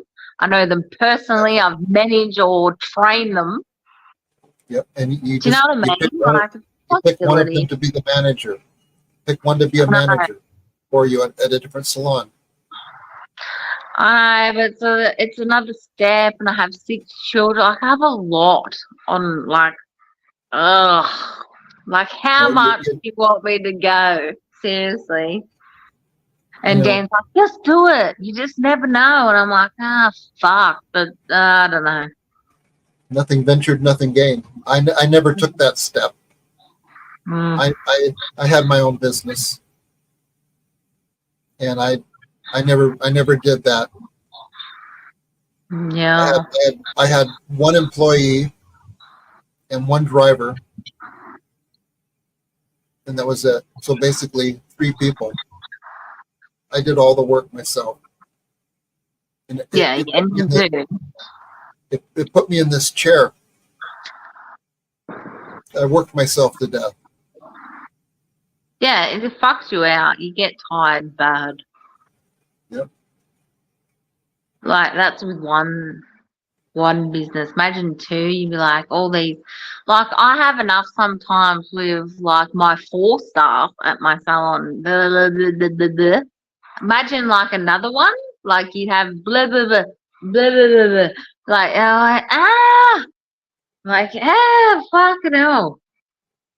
Like, it's a lot. Like, maybe if it's, like, not such a personable business, but hairdressing is a lot of personalities. It's a lot of emotion. They're all women. A lot of dodging bullets. Oh yeah. Like, to be honest, the only reason I can have a day off, if I choose to have a day off, I work 6 days a week, right? 6 days a fucking week, and I have all these kids to deal with as well, which I organise and all the rest of it. If I choose to have a day off, the only reason I have a day off is because my senior is Dan's cousin, because she's fucking family, and if you wrong do your family in our family, you are totally fucked because you have the rest of the family at you. That's the only reason I have a day off, because she's family. Honestly, it's that bad in hairdressing. Like, you just don't know. Like, it's really. I've got cameras and everything, and I record weird shit going on and all the rest of it. I've sacked a girl who was 55 years old. She was fucking flogging shit off me, hundreds of dollars a week, and I didn't even look at the footage until she got caught by one of the staff. Then Dan rewind all the CCTV footage, hundreds and hundreds of dollars. She got charged with fraud and theft. And she was 55. You can't trust people, eh? Like, it's really bad. Like, we had to go to court. We had to go to the coppers. I had to print all my like, I'm not a computer person. I had to get my bookkeeper to go, the police want this. Can you print all the shit? And she's like, we might have to charge you extra because this is not in my bookkeeping bullshit. I had to pay her to do the shit and hand it to the coppers. Fuck, it's not even, it's horrible. Oh, honestly, it's horrible. And imagine another salon? Nah, I don't even know. Okay. Ugh. So Fucking hell. you have thought about it though. I've thought about it, but like it's a lot. Like you need someone in there. Like I trust Dan's cousin to manage this current salon, but I'd have to be at the other salon 6 days and suss cunts out for 2 years before I trust them, because that bitch was for a year and stealing off of me for 6 months out of that 1 year, and I didn't even know. Because why do you look at the CCT footage? Like, even though it's going, why do you look at it for? You don't sit there every night and going, I'm going to rewind the day and watch the whole fucking day. Nah, I've got kids. I've got school. I've got friggin' after school shit. I've got sport. I've got bloody, like, no. I'm not going to sit there and go, I'm going to rewind the whole day and watch the whole day. You don't. It's not something you do. Honestly, you don't do that shit. Just Only because if you've you got think you're gonna cameras find doesn't mean you're watching them. Yep. You're not watching your cameras, honestly. Unless Unless that's not someone a brings reason. something to your attention. Yep.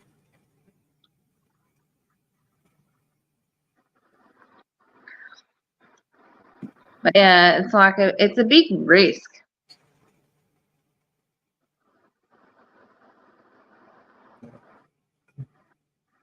Yeah, I Thanks, worked out of my random house. It's all good, random Aussie. I'm a tough cookie, and Dan knows it.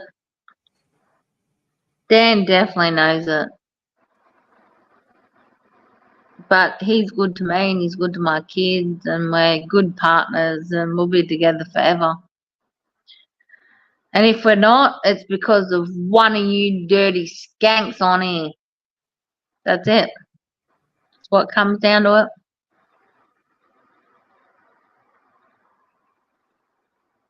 Not you, Fred. Just random girls that, you know. And Dan gets drunk sometimes and goes on all seas and gets influenced, and I just don't like it, and it's just weird. Because there's a respect thing. You know, we're not young. We're having a joint 40th in a couple of months. And we have 6 this is where the respect comes from. I still with Dan, he had 3 children when I met him. I had 2 and we had 1 together. So it's a his, mine and our situation, and they're all treated exactly the same on the same level. Apart from the little one, which Dan favors in front of the others, which is so wrong. And I hit him up all the time. Oh, but she's the baby, so you can get away with it. And you kind of can, because she's the baby, but not to the extent as what he does. She's a bitch. Like, honestly, she thinks that her shit don't stink. Like, Are there any other girls? Yeah, there is other girls. But she's just, man. Because she's ours, he just thinks the sun shines out of her asshole. Isn't that weird? Like, he loves his other daughters to death, but because him and I have had 1 child and it's a girl, she's just got an asshole of sunshine, no matter what she does. I don't know. I have a girl. I think it's a bad thing. I don't know. And she's very fucking cute. I got along really well with my daughter, and then my son gets along with his mother. My son hates me I feel most of the time. He doesn't hate me, but I was strict on him to get him to do stuff. Yeah. And of course, But the daughter loves you. dog, yeah. Well, the dog. I pushed her too, but not the same. Not the same. Yeah, different way. What is it? Well, The boys are Dan does the boys like they're military. He does the girls like out of jokingly lovable, but this is the rules and you need to follow it. But it's like a nice version of what's said to the boys. It's weird, isn't it? It's said the same but in a different tone. The tone is what matters. Well, the moms can deal with the boys. The dad can deal with the girls. Yes. What is that? But my boys want more attention off Dan than they do me because they get attention off me whenever they want. Yep. It's like he's forbidden fruit of attention. Well, he does boy things because he's a boy. I know, but my stepdad was not a boy. Well, he didn't do boy things. He played tennis, and I didn't want to play tennis. Tennis is kind of girly though. But if you're good at it, it can be a good sport. Depends how good you are at it. Yeah, he was okay at it. I hated it because when I was young, I was the ball boy. I went out there. I was the one that had to go chase after the balls, and it's all. That's not fun. The tennis courts during the summer are hot. Yeah, that's not fun though, ball boy. Not when you're little. Yeah, that's not fun. No wonder he doesn't like tennis. You don't like tennis, yeah, nah. That's not tennis. Tennis matches are boring. I mean, there's good tennis players, but they aren't very often. Yeah, if you watch a good tennis player, it's interesting, but other than that, it's just like ping pong going. All you're watching to see whether it stays in the court or not. Yeah. Whether they save it. Oh yeah. Yeah, that's rough. Tennis is not a good thing. Well, it can be, but not. I think I don't know. Kids these days, though. How old's your youngest now? 20-something, you said? My youngest is 30. 30. Yeah. Kids these days are just not the same. Like, honestly, it's like... My kids were born in the 90s. Yeah. One was born in 91 and 93. Mine are all in the 2000s. And they're not... It's different. They're just...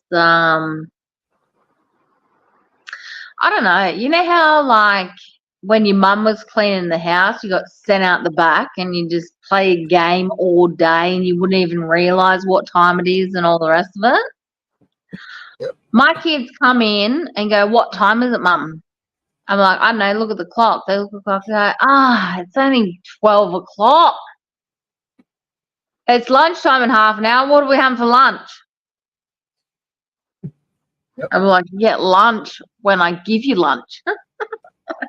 Like, it's so Well, do you remember when you were a kid and you had to find something to do outside? Did. I used to get called and said, "Lunch is ready." Yep. But you had to find something. You didn't ask for lunch until your mum goes, "Lunch is ready." Like, what the fuck?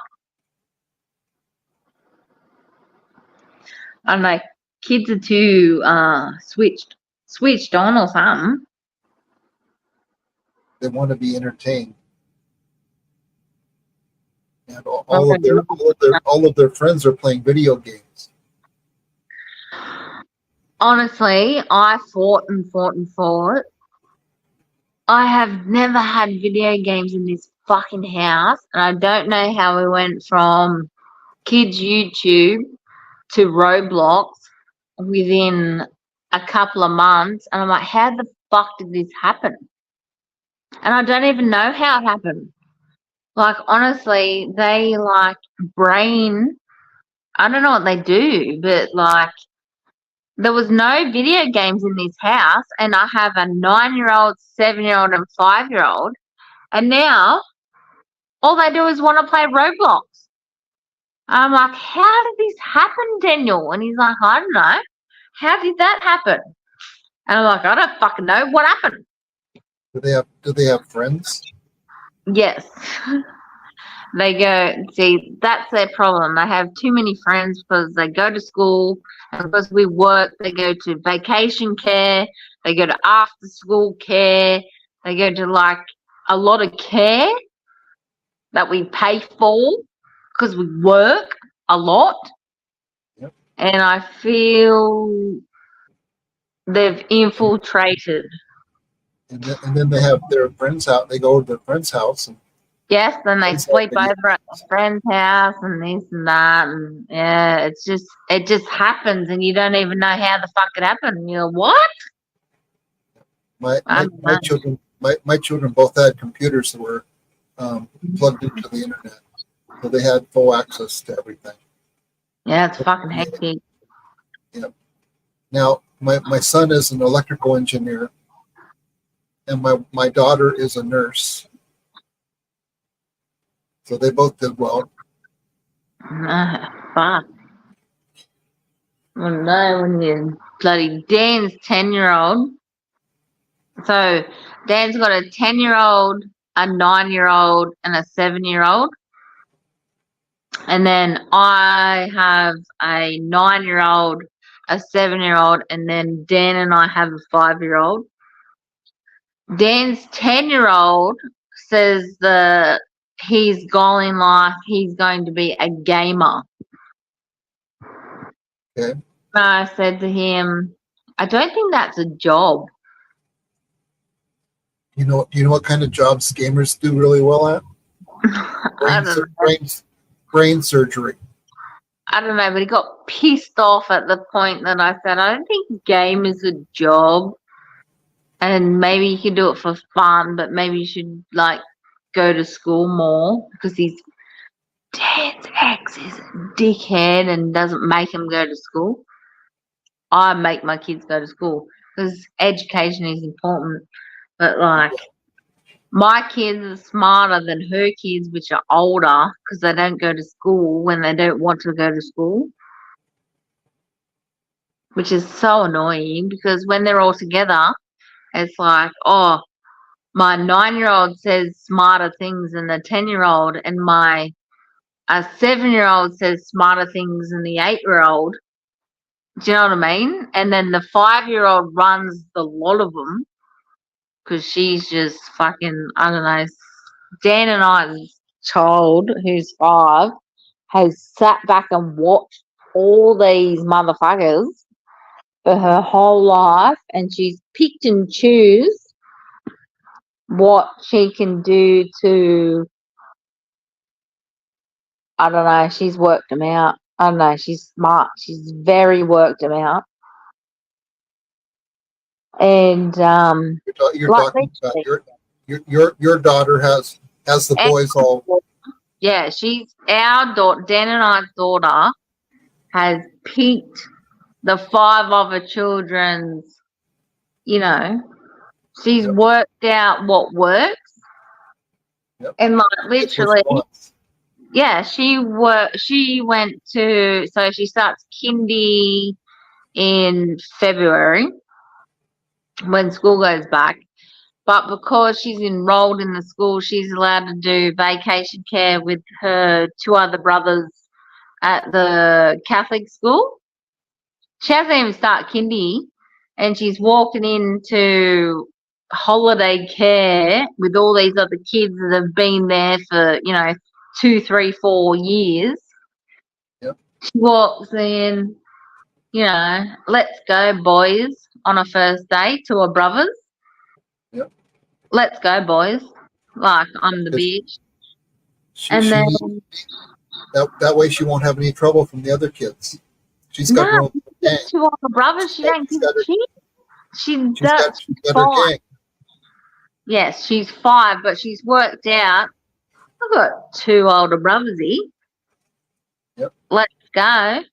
And they put on private Facebook, like they tag you in it. Every single friggin' photo, models in in all the photos, it's her. She's only been there 2 days, and she's owning this joint. Like, I'm like, oh, fuck. You gotta she wears goggle glasses, purple goggle glasses, but she's gorgeous. She's like pretty as shit. She's got bloody Rapunzel hair, but she wears these goggle glasses. But her demeanor is so like, I don't know, photographic. So the teachers must just be taking photos of her, and oh my god, I'm like, look at this Stan. She hasn't even started kindergarten yet, and she's on the bloody school website with the thing. He's like, oh shit. And I'm like, yeah, freaking out. She's very smart though. She's gonna do something. She'll figure out how to work it. Yeah. And one of the vacation care teacher comes up to me and she goes, your daughter's very confident, but do you know what? She's very smart because she's not overconfident. And I said, well, what are you saying this for? It's like, oh, because she'll walk up to me and go, oh my God, I love your shoes. They're so pretty. And the teacher goes, oh, I said, what do you say? She goes, oh, well, thank you, Havana. That's lovely. It's a very nice compliment. She goes, can I have an extra cupcake? At morning tea. Can I have an extra cupcake?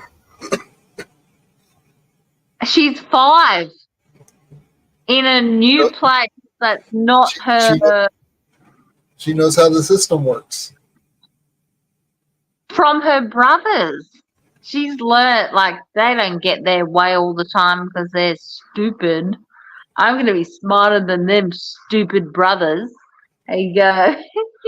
Like, oh, shit. Yep. Oh, yeah. So what I'm saying is children are different now, because at 5 I would have been like, oh, this bloody mud pie is awesome. Like, I better wash my hands before I have something. Like, dumb. Like, not.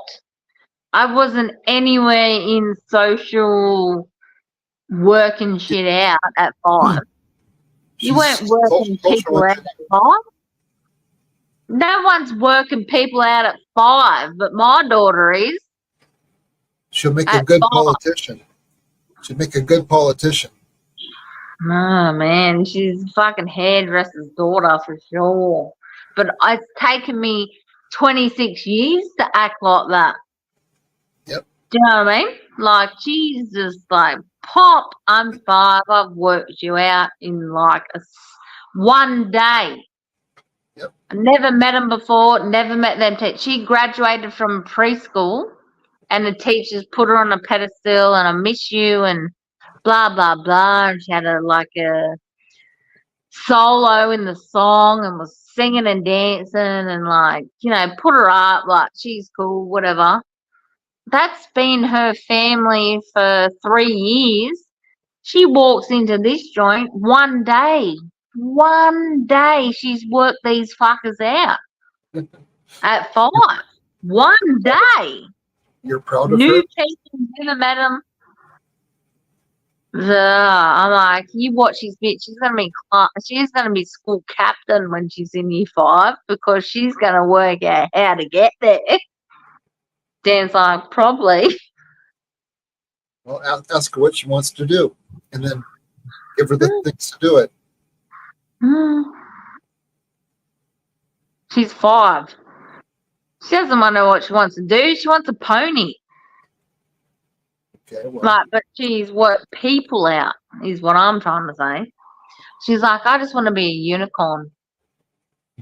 But I've already asked her, I want to be a unicorn and I want pink, but they have to be glittery wings.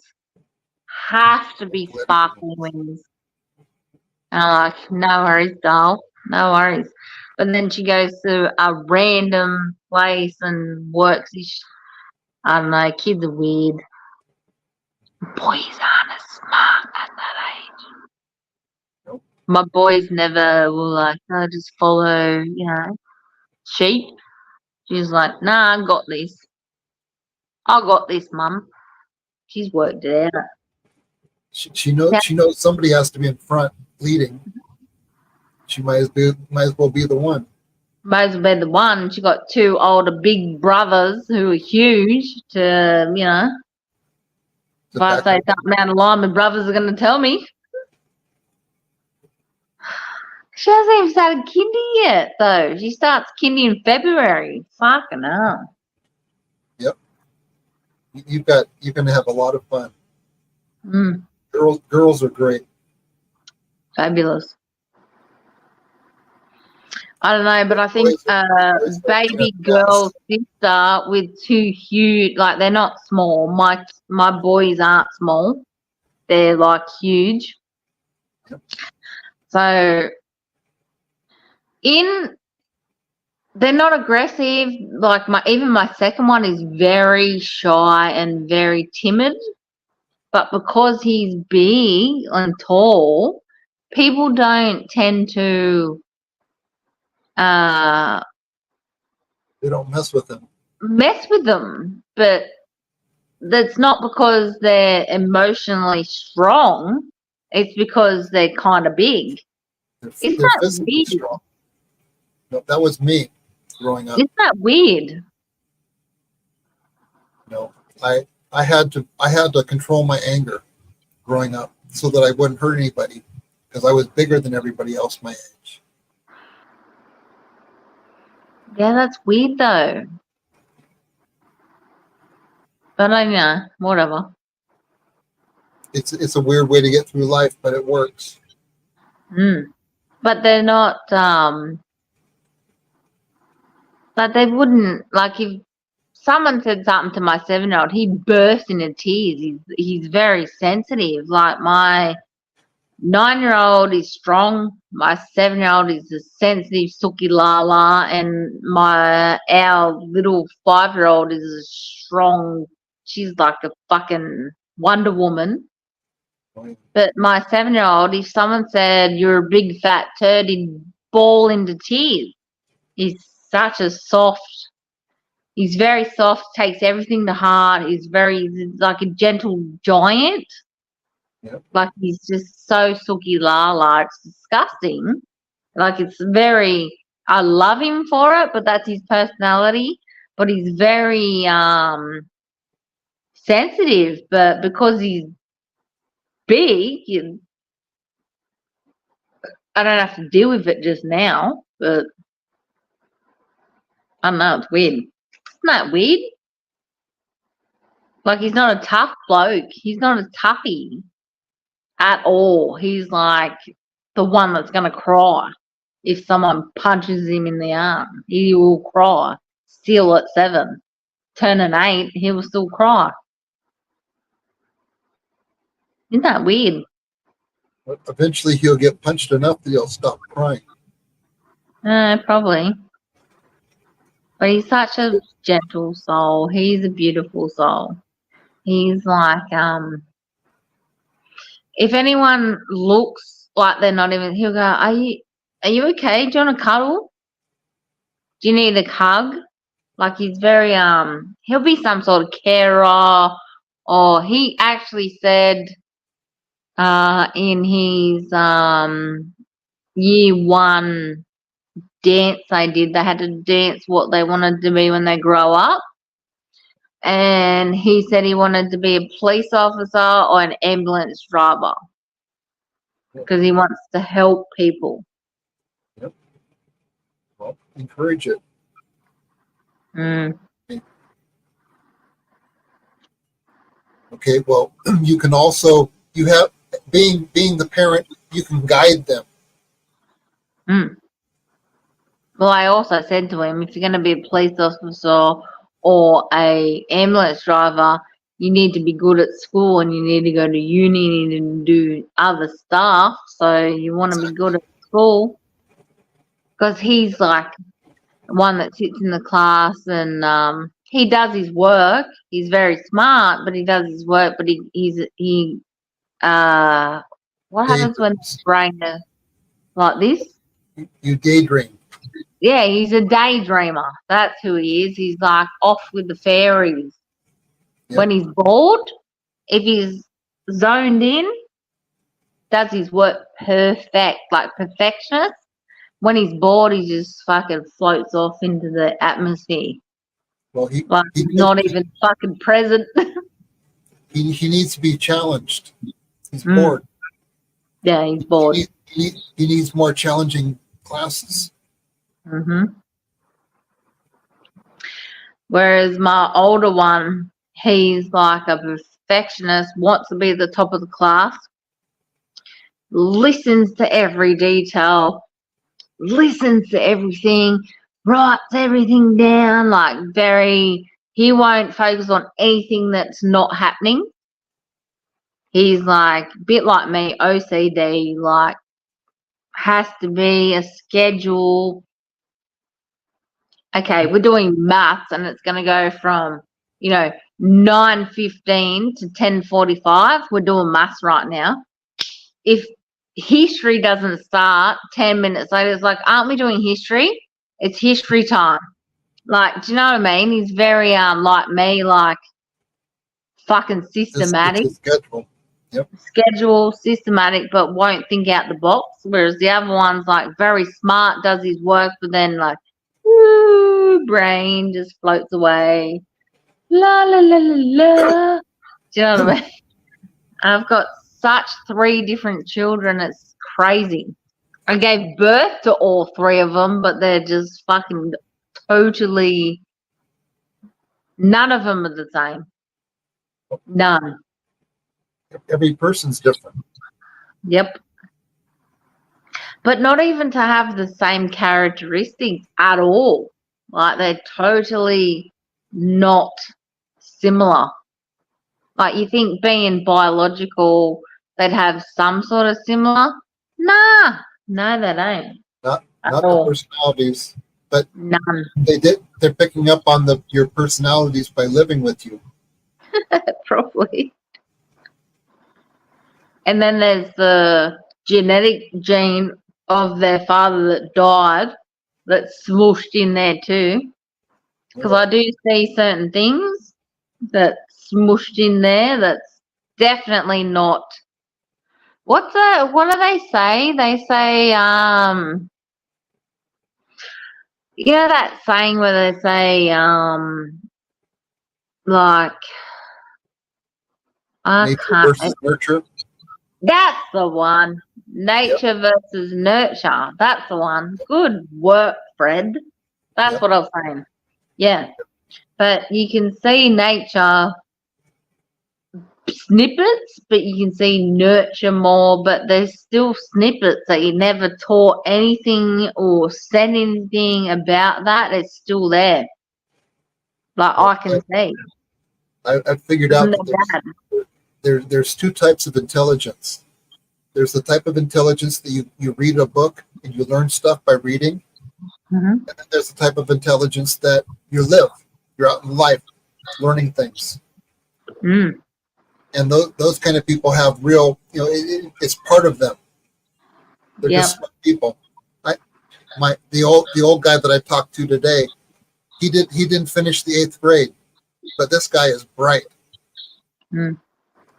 And to him, he spent all day running up and down the creeks catching fish because they were too poor to go to the store. So if they wanted, they had to catch their food. So he and his brother spent all day just learning stuff, learning how to do things, repairing things, working it out. Yep, using their brains. when you talk to him, he you can tell that he feels inadequate because he didn't go to school. But when you talk to him, oh man, the guy is bright. He's right on top of things. He does his own experiments, and to get results, and they work. He grows weed like I do. Yeah, well, you do what you're gonna do. I drink wine. If I could make my own wine, I would. Well, At least I know what was in it. But like, different people need different shit. Weed I can't do. Wine I can do. If I could grow crop and do whatever I needed to do, I would fucking do that. Definitely. So if weed is your thing, you need that. You do it to what suits you. Yep, exactly. There's no different. It's a coping thing without being on. I've already talked to you about these doctors and their prescription shit. They fuck you up. Yep. Oh yeah. And do you know what? If they put you on antipsychotics, I've seen my brother and my cousin get worse because the antipsychotics change the brain signals in your brain and they go fucking worse. I'm not joking. Like, I've seen it and it's not okay. And one drug, I can tell you the name of the drug, Seroquel. My brother and my cousin went fucking mental and like heroin addict addicted to this fucking Seroquel. I don't know if you've heard of it, Seroquel, but it's what Australian doctors are prescribing to people to deal with shit. And it's not right. They're losing their mind. Yep. My brother has no children because he's never been stable after his incident or whatever. He has tried to commit suicide about 17 times. The worst one was on Seroquel. My cousin then got subscribed Seroquel. She got 2 baby girls. And literally she rang me one night and said she was off her fucking face, saying that she doesn't even care. She's gonna die. She doesn't even care about her girls. And I said, fuck off, get off the drugs, blah, blah, blah. Yep. And then 2 months later, she weaned off them and she rang me up and she goes, I don't remember the full conversation, but I remember saying something bad about my daughters, and she goes, I hope you don't take that against me or something. And I said, fuck no, I'm the one that told you to fuck the shit off. Yep. Fuck the psychologist and all the rest of it. If you've got 2 baby children and she's making you take drugs and you still want to die, that is not a helping thing. And she's like, yeah, I feel that. She goes, I feel that that's what happened, but she felt embarrassed that she had to even call me. Yeah, but at least you were there and you were understanding. Yeah, because I seen what my brother did on it, and I'm like, you're on Seroquel, get the fuck off it. Stop listening to all these fucking retards that you spent $180 a session on, and they charge you $300 a month on fucking bullshit brain altering drugs. Yep. Like, I understand for people who are totally brain altered to start with, Yep. but if you're not totally brain altered to start with, just have a bit of depression or, like postnatal depression or something that's not, schizophrenia. Yep. Yeah, prescribe something. A lot of times they don't want to deal with you. But most people can be talked to, can be given coping mechanisms. I know, but why can't you just prescribe a low dose Valium or low dose fucking calming shit instead of a fucking mind altering antipsychotic that changes your brain fucking waves in your brain? Yep. And at minimum, they should be under supervision while they're getting their doses correct. They should be given something and sent off. No, they get prescribed something and they get 2-week blood tests. That's all they do. That's it. They get prescribed it, they take it, and they get two weeks. They have to get a blood test, and the blood test takes however long to get back to the stupid psychiatrist, and the psychiatrist will ring them and whatever. Like stupid. 2 weeks of fucking mind-altering drugs can do damage to your brain. Yep. Oh yeah. It's not regulated or something. I know it's not right. They're just giving out willy-nilly fucking antipsychotic to not psychotic people.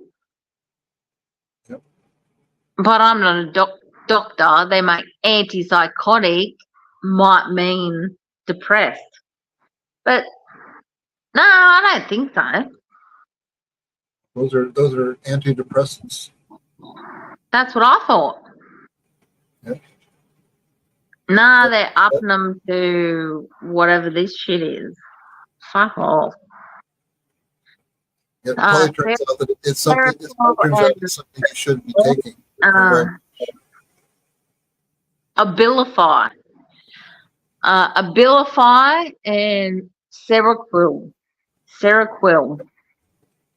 Yep, I've heard of both of them. You haven't? I have. You have? Yes. Yeah, that's what they're just feeding Australians with depression or anxiety. Nah. They're fucking... Nah.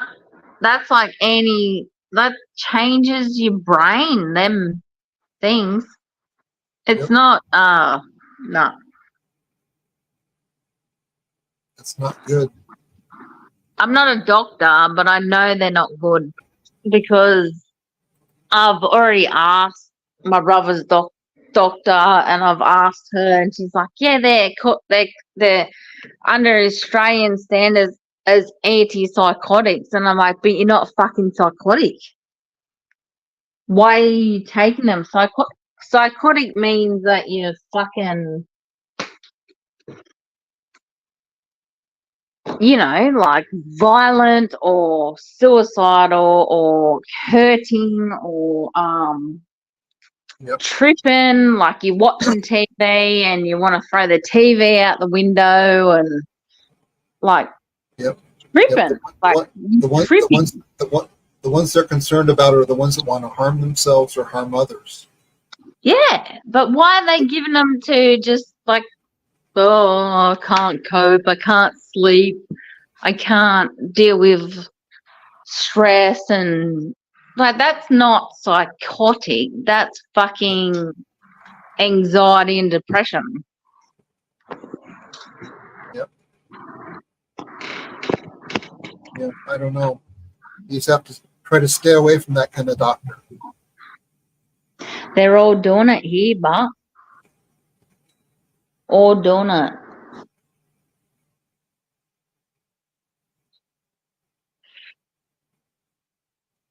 All I can do is makes me annoyed with the healthcare. Like the healthcare here is better than your healthcare because they do like children under the age of 16 are free to see medical and all the rest of it. Yep. And you can get on a mental health plan if you're having stress and you get 10 free sessions with psychiatrists and or whatever. But that's when they're diagnosing, they've given them these psychotic, anti-psychotic drugs, but they're making them psychotic because they're changing their brain matter Yep. at the same time, and they don't get better. It changes their brain waves. Like, I'm not joking. It's like, it's not helping. It's making their brain worse. Yep. It's not I've heard okay. stories. Mm. I've heard lots of stories. If you're taking antipsychotics but you're not psychotic, the goal of that drug is to change the patterns of electricity in your brain and block certain things in your brain. Yep. If you're not psychotic to start with, what's it blocking?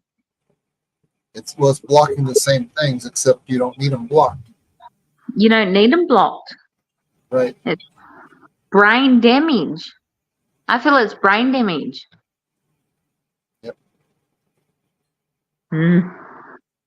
Drives me insane. And I keep telling her, whatever, Dan keeps, my brother's like a lost cause. He's even in, NDIS. Have you heard of NDIS care?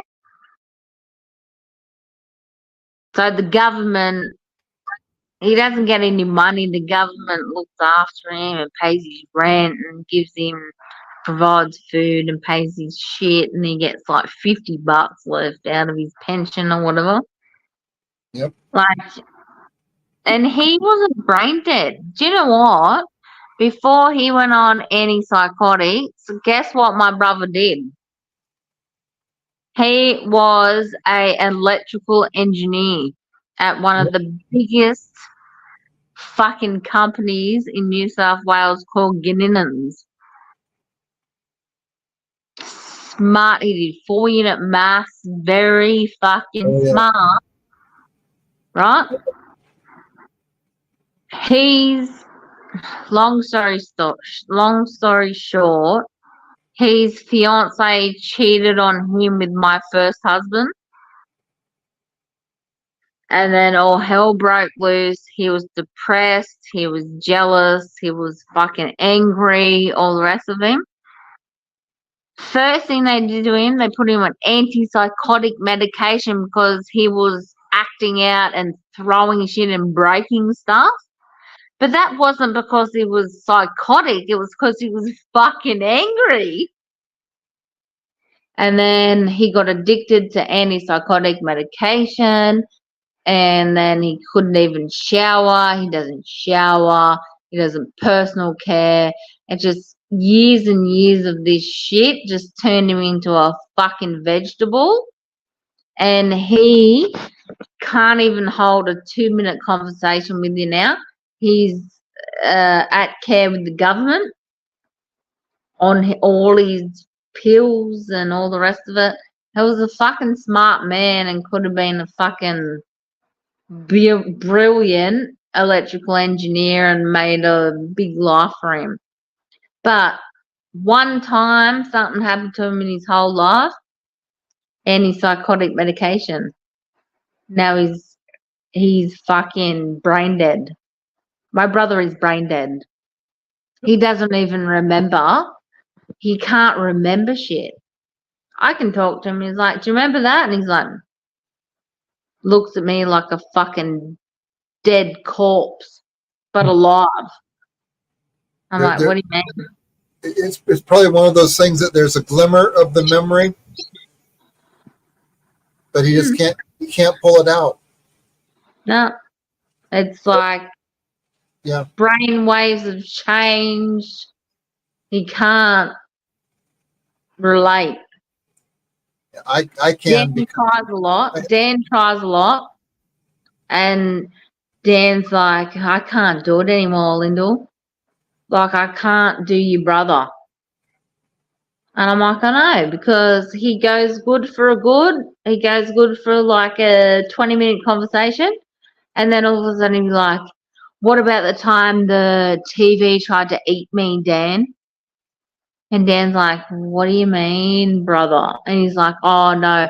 Have you seen this conspiracy theory? Like, honestly, my brain's getting eaten alive by aliens because I take these pills and they're connected to friggin' Mars or Venus or... It's just like he has no normal brain function. He's brain dead. Like, he's fucked. Yep. His wiring got crossed up really bad. Yeah, it's all fucked and it's just not real. Nope. He just And he's one of those fuck. people that need to find a padded room, just Mhm. can't hurt himself, and just finish find it. He just finds something that he still wants to do and just keep doing it. He doesn't want to do anything. He doesn't want to walk. He doesn't want to exercise. He doesn't want to fish. He doesn't want to do anything. He wants to stay in his room. He used to, be a big computer person, electrically smart person, used to do stuff and read books. He used to read. Do you know those big fat Stephen King and Wilbur Smith? Wilbur Smith, huge fat fucking books. He used to Yep. read one of them in a day.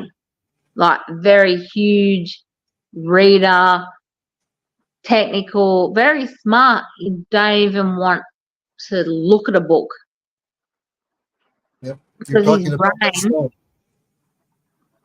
yeah, it's changed his brain. Like it's just he's a vegetable. Like he's not a vegetable as saying that you're in the hospital and you can't talk, eat, do whatever. But he has no brain of his own. He just He's doesn't have no reason to keep living. no, none. He doesn't want to do anything. He's overweight now. All he does is want pizza, sleeps. He doesn't do anything. He doesn't do anything. Anything. Nothing. Doesn't even go for a walk. Nothing. Just fucking waiting to die. Sad. Yep, that's too bad. Mm. And he doesn't want any help, but he needs help. Doesn't want help. Doesn't think he needs help. Mum takes him to bloody high up, bloody psychiatrist in Sydney. Spends all day there. All they do is up his meds. Okay, well, Lyndal, I'll be right back. I need to go get more water. I'll get some more water too. See you in a minute. Yep. Are you coming back on Dan? No, I think you should come on in. Getting tired. No, look, people want to see you too, though.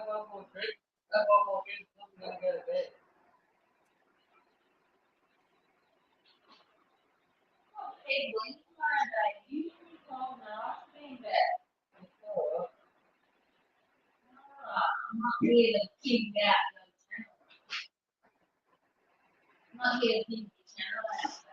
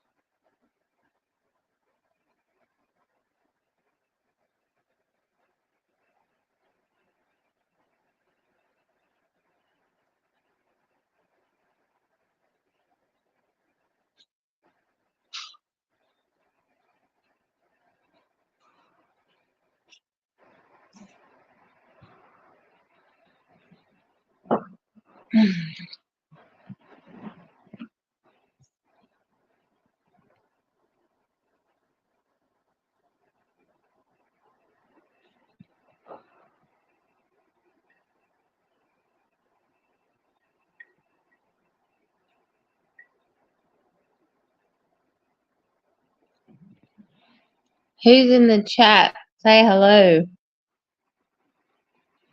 Dan's being a snobbo.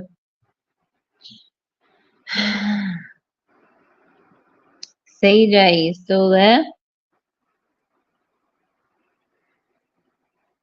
Brandon Mozzie, you still there?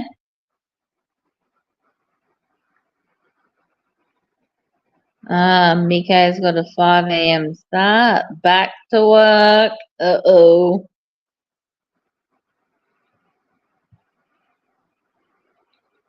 Yeah, going back to work sucks. Gonna do it once. Yuck. At least you had a week more than us. Freaking out.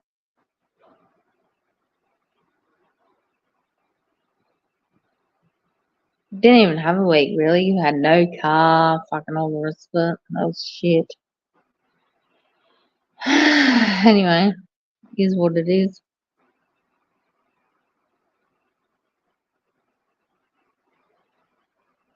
For a lovely picture watching, Dan Bennett laying down relaxing.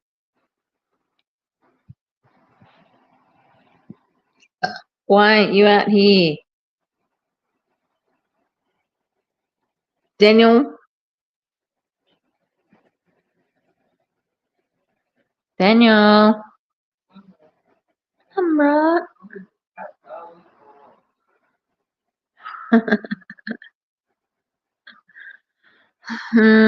This is your channel though, baby.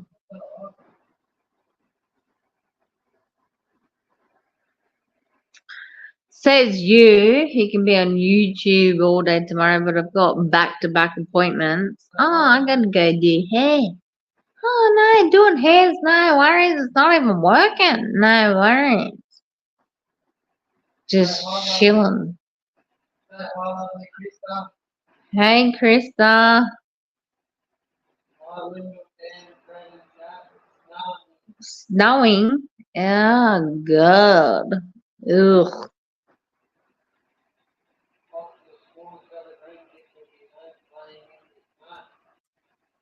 Oh, good Lord, Krista. We live in Australia, so cold is definitely not your cold. Your cold is snow, and that is just too cold. I get cold when it's like, I don't know, you're probably in Celsius or whatever. It's cold here. Or Fahrenheit. But like cold here is like 15 degrees to me. 15 degrees Celsius, which is probably warm there, but no, that's fucking too cold here. Poor Krista's going out in the snow. Yuck. No. Nah, not doing that, Krista. I'll be like, come and sit near the fire. Ugh. No. Poor Krista. It's 7 degrees Celsius here. Celsius? Yes. Nah, that's too cold. It's going to get colder. You got a friggin' singlet on. Ugh. On Friday, it's going to be -2 Celsius. Yeah. So in Australia, if it hits 15 degrees Celsius, we're wearing jumpers and tracksuit pants. Because that's fucking cold. Okay. Like here. But we feel that that's cold. It's freezing. Like we're shivering, aren't we, babe? Like cold. I wear this because my arm. What's wrong with your arm? I can't move it. What And happened? I had a stroke. Ah, fuck. I mean, when you're talking about brain damage, this side of my brain is damaged. But it makes that side not work. Exactly. That's weird. It's the No, left I'm not side, saying you're weird. I'm saying that's weird. the left side of your brain That's operates the right side of your, yeah. And so I had a stroke. I had a stroke right up here, and it took out all my limbs. They function by themselves. I cannot move them myself. But I have feeling, but I can't. The problem is that shirts, the sleeve on this arm, it starts pulling down, and it really bothers me. So I just don't wear sleeves. Yeah, okay. I seen a thing on the TV which worried me about strokes tonight, but like, what is an actual stroke? Is it like a clot in your brain, or is it like something else? It can be that. I had a bleed. A blood vessel broke.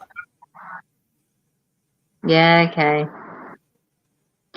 Because they said on Australian news today that something weird's happening in Australia. 1 in 6 children under the age of 10 are having strokes, but with no cause. They can't actually diagnose why. That their cholesterol's not high, their heart rate's good. Their bloods are perfect, but 1 in 6 children under the age of 10 are having strokes in Australia. And I don't know why they said that. And I said to Dan, that's fucked, because we got 6 kids. One of them is likely to have a fucking stroke because they're 10 and under. And he's like, oh, no, but that's not the odds. And I'm like, yes, it is. 1 in 6. I just said it. Yes, that those are the odds. Yeah. And I was like, he's like, why? And I'm like, I don't know.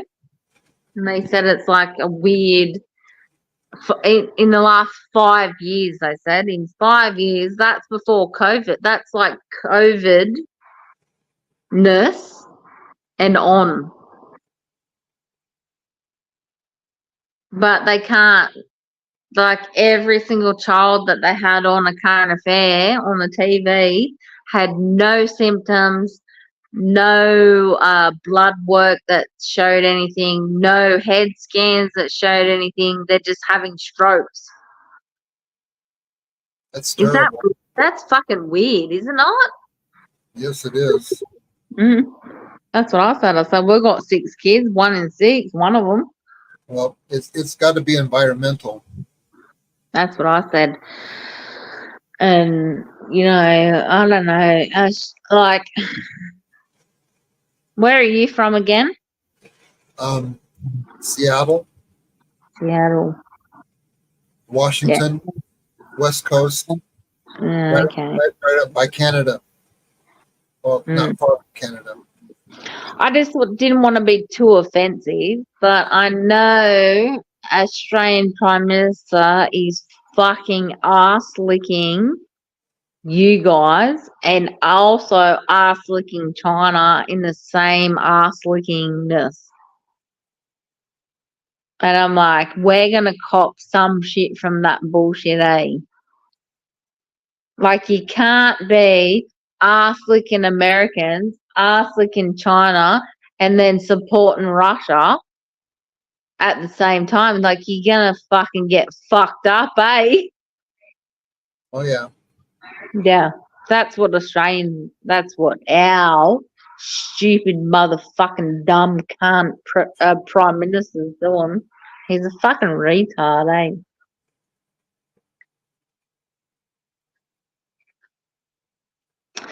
But he's doing it because we're like, even though Australia's huge, we have nowhere near as many people as all you guys. None. Yep. Like, we're tiny in population. Yep. We have a earth ore and fucking all that shit, right? Which is what they use for bargaining fucking power. And I do believe that a lot of America's fucking nukes are buried in the middle of the desert where no one lives in Australia. Like America has Australia as a fucking nuke field because you can't live in the middle of Australia. It's like 60 degrees Celsius. Nothing lives. It's just red dirt desert. Yep. They've fucking buried their nuke, like not ours, America's nukes down, down, down. And obviously Australia got paid for that or something. Yep. And then Russia's all about the fucking submarines and their, water secret ways and all the rest of the shit. And then on the news, they cancelled one lot of submarines with Russia. Then Russia's got the shits. And then next minute, our fucking prime minister's floated China talking to fucking Chung Chang Ying fucking Wang, whatever the fuck his name is, all up his ass. And then next minute, he's over at friggin' United States. It's like, aren't they fighting or something? I don't know. It's so confusing. I was like, fucking Australia's got their foot in, I don't know what Australia's doing, eh? But that's not the people. That's his dickhead. Yes. Yeah, you can't. I try not to fault people for who their government is. Nah, because you can't control that shit. They just do what they do. And I'm like, what the fuck's this dickhead doing in China? And now what the fuck is he with Biden? Fucking, and Biden, oh my God, Biden can't even speak. What the fuck is wrong with your president? He can't speak properly. Don't know. Like, I don't know if he's a good man or what he is, because half the time all we get shown is he rambling on like he can't talk. He's been a politician for a long time. Yeah, I don't know. I was like, what the fuck is going on here? Presidents don't do much here.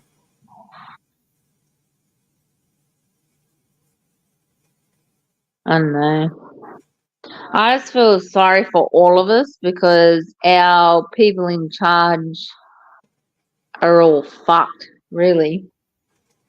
Looks like somebody's backstage.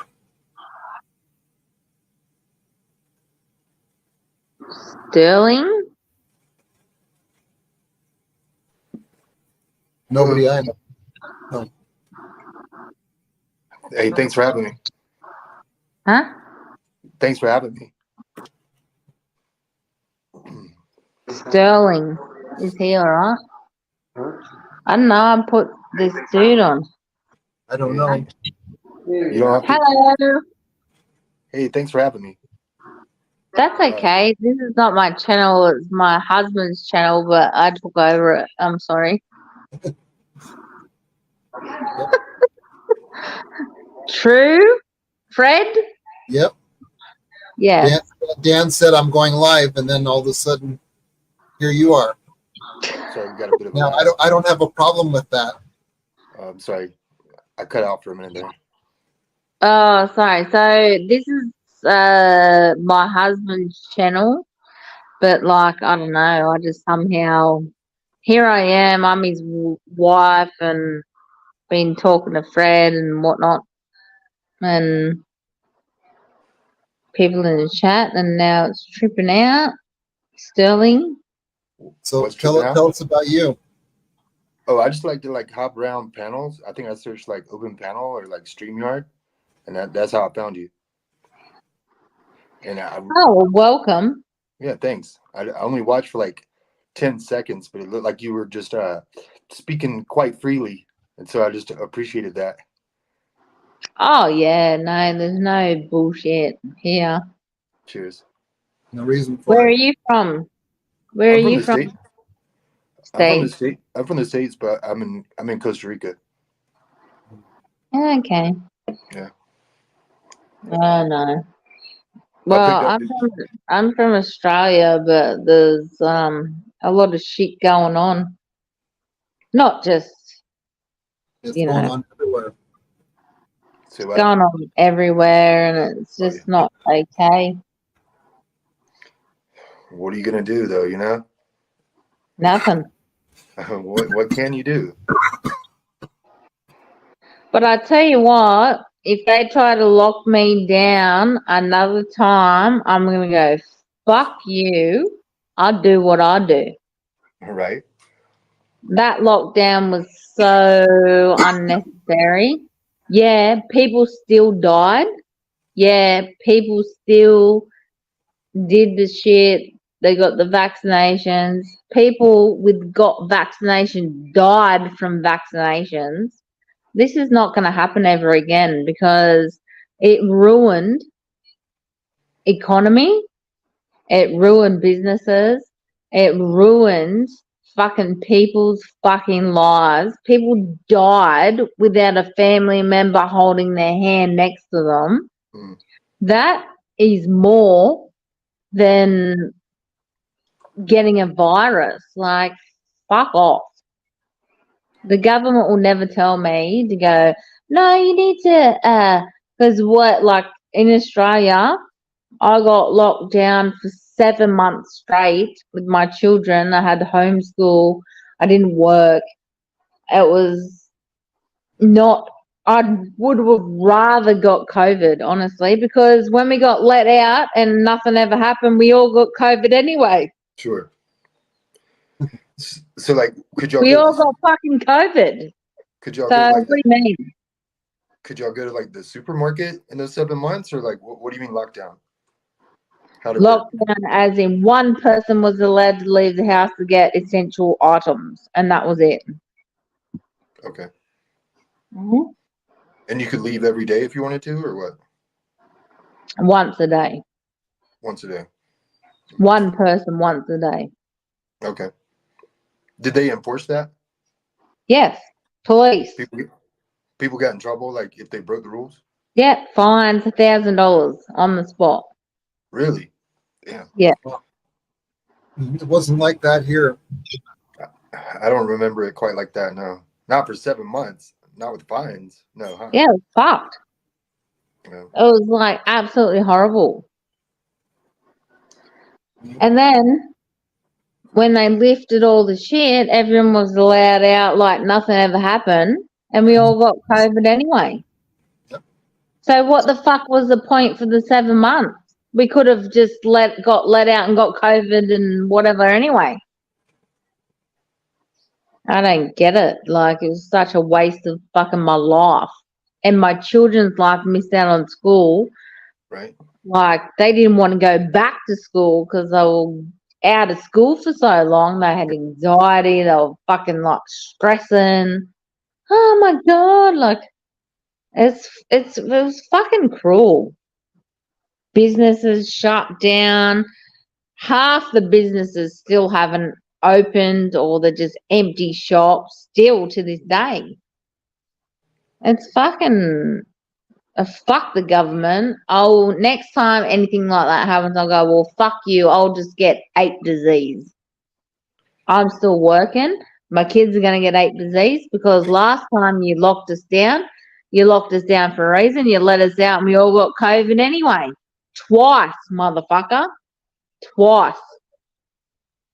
Vaccinated, whatever. We all still got COVID twice. Mm. What the fuck is the point? Right. No, I think a lot of people feel like that, you know? And like, I'm just worried that next time it might be something worse where maybe we do need to be locked down. I don't know, but it just makes me nervous, you know? I don't even care. I'll be like, nah, fuck it. Give me the jab. I'll go out. I'll still catch it like I did last time and deal with it. Okay. Because I don't want to be that person laying in the fucking hospital by myself on my deathbed from dying something other than COVID, but my family can't come to say goodbye to me as I'm dying. That's Yeah. lonely old fucking last minutes of your life, and you've made a life for yourself, and you fucking say you're 80, right? You Right. got through 80 years of fucking bullshit. Life's not easy. You got through 80 years of life. You fucking went through all this. You brought up your kids. You saw your grandkids. You fucking, did your best. Next Mhm. minute, you're fucking dying of something else that's not COVID. But you can't have your family by your side as you're passing away. Nah, fuck that. Fuck that. Mm. Yep, Fuck they you. fucked that up. Fuck They messed you. that up really bad. Yeah, it's not right. Fuck that. What'd you say, Fred? I agree they got that part wrong really bad. Not They letting were your loved ones. they were trying to save the old people, so they basically forced them into confinement. Mhm. My wife is in healthcare, so she was exempt.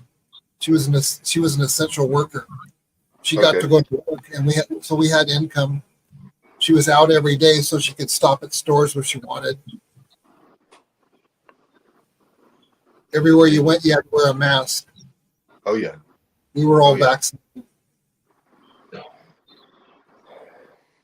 And I remember questioning those masks. It was one of the first thing I questioned. Like, do they really work? Yes, they do. No. Well, they work in a certain type of setting, but people you reuse and reuse and reuse masks Yep. But because they're Fred, charging $20 a packet. you said they do work, yeah? Yes, they do. They do work. Yeah, freshies work. Yep. How much do they work? You know? Well, if everybody is wearing them, then if the one person's infected, it doesn't get out, and then the next person, there's nothing to bring in. So none of it gets out if you have it? Even if a little bit gets out, if you're wearing a mask, it's not getting in yours. Well, if you have it and you breathe it out, and someone else could get it through their mask, right? Not through the mask. Oh, really? Not through the mask, but like I know 100%. My friend will go, oh, I need to go to the shop. I didn't have a mask. Here's mine. Because you weren't allowed in the shop without a mask. Because Yep. it's $20. $20 for a freshie. Like, Wow. if you're in healthcare, you got given them, all the rest of it. But, like, if you were, like, general public, you had to buy them motherfuckers. Right, and are some My better than friend borrowed my mask. I could have COVID for all she know, but she's breathing my mask in her mask just to go to the shop. right? But like, is there a certain type that's better than others? I don't know. More effective? No idea. The N95s, but those are the expensive ones, hard to find. Mhm. But I know they work because my wife and my daughter both work in the hospital. They're around disease all the time, and they don't catch it. Okay. I just wondered what the numbers are. That's all. I'm not doubting it per se. I'm just curious. Off the top of my head, I don't know. Yeah. Well, I saw like I think I remember seeing like a study that said you had to wear like 2 masks, and one of them had to be an N95 mask, and that only like protected you up to like 60% or something like that. It doesn't even matter now, though. That this is all irrelevant. It's all fucking irrelevant. Like, it's fucking all shit. Because we did what we had to do, and we all still got COVID. I've had COVID 4 times. Wow. Dan's had it twice. My kids have had it twice. Okay. I never got it. Regardless of lockdown or nothing and injections and vaccinations, I can fucking tell you We've all had it. I've had it 4 times because I work with the public. Mm. And because I had injections, I feel they only got it twice, but I've had it 4 fucking times. Mm. Even though I'm being vaccinated. Like, it's not a thing. It's just not, that could have happened in 7 months in lockdown as well. Do you know what I mean? Like, it's just the same. Well, it's Anyway. like the flu. It keeps on changing now. Mm. So even if you've been vaccinated, you can still catch a new one. Mm. Right. I'm not getting more vaccinations though, because the last one, that was a cunt. My arm. You know how you get a fucking what is it? Tetanus shot, and your arm's fucked. Yep. That was 10 times worse than that. I had to take Panadol. Because it was that fucked. I was like, this is like making me sick. The fucking needle made me sick. And I still got COVID after that. I still got it another time. Bright red positive. This is all. I'm not doing no more. To live with. It's all a new norm. I'm not doing no more shots. Fuck that. I can't. No. Okay. Do you regret taking the ones you did? I regret taking the last one I did. Because I thought that was like, the bit strongest one, and it fucking hurt like a cunt. Mm. And I had to take Panadol to soothe. I had a fever and all the rest of it. A month later, I got COVID and was in bed for 4 days. And I was like, what the fuck was the point of that fucking stress and pain? No fucking point. Nope. No point. Well, they might try to set up. Like, it was just like pointless. Mm. And I don't know, like, I find it worse because in hairdressing you need your arms, and when your arm's sore, what can you not do? Mm-hmm. Exactly. You can't do hair because you can't lift your arm up because my arm was dead, like I had a tetanus shot, like it was dead, like I couldn't lift my fucking arm up. Yep. So it affected my work as well as my personal fucking living. Sure.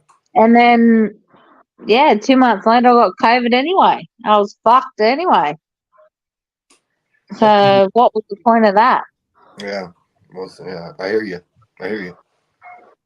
Some, they might say, oh, well, because you got the injection, your symptoms were less, or, you got healed faster, or some shit like that.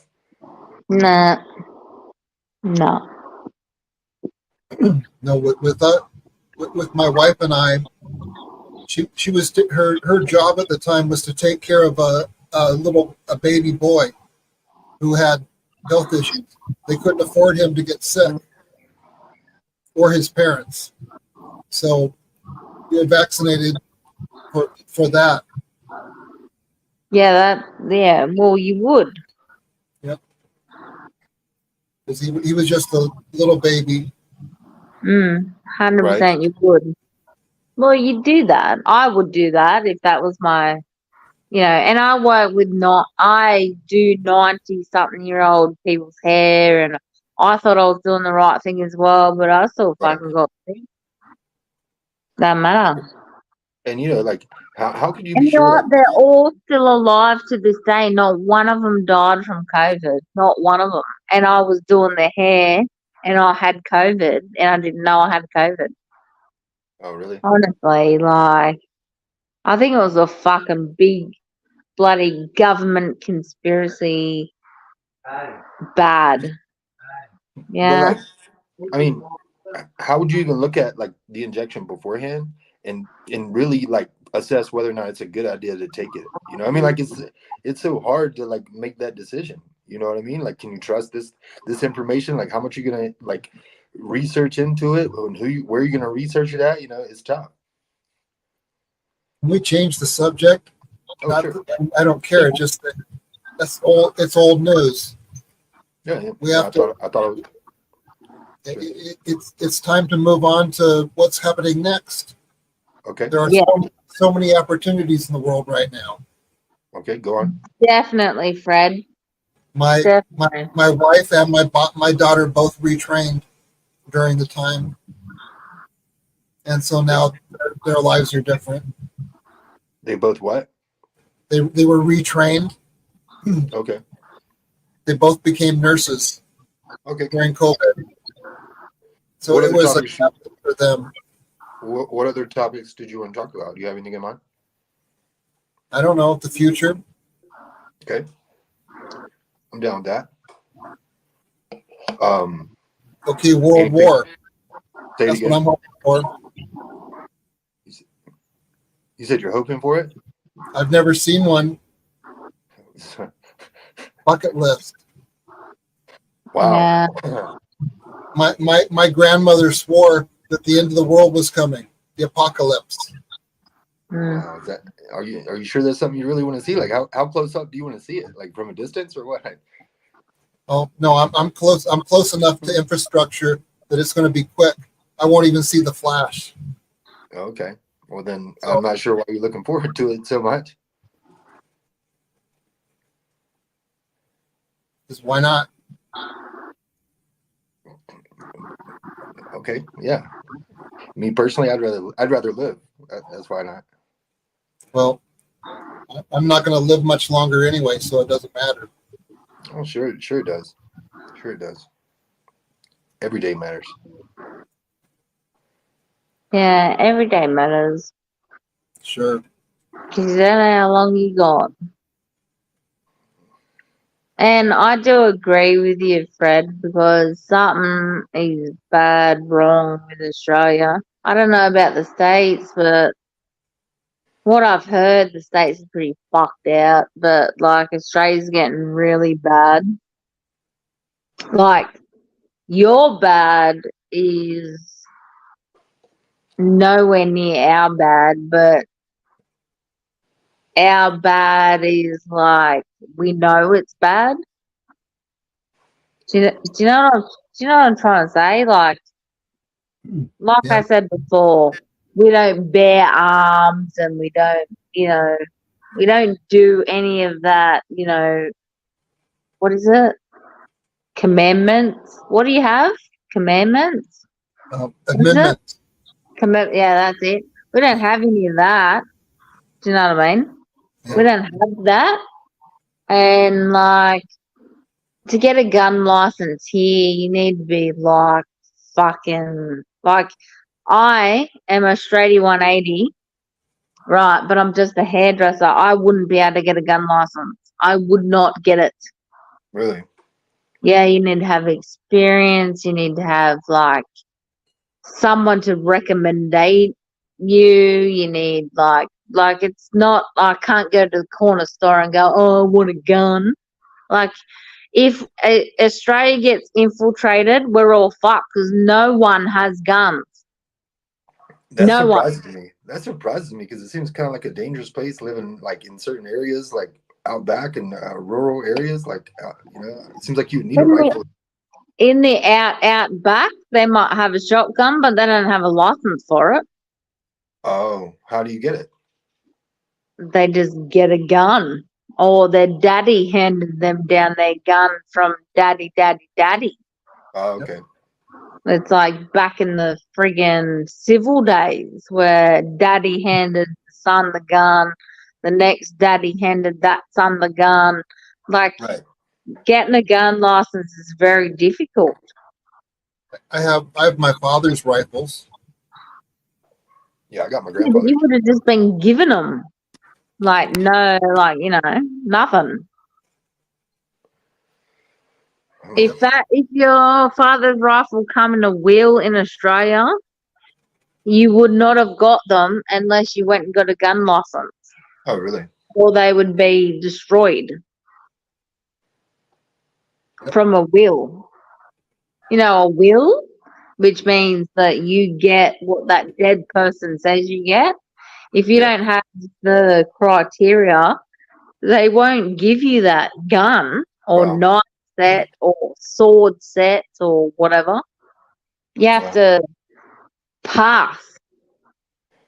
Australia is not, what is it? I don't know. They don't have,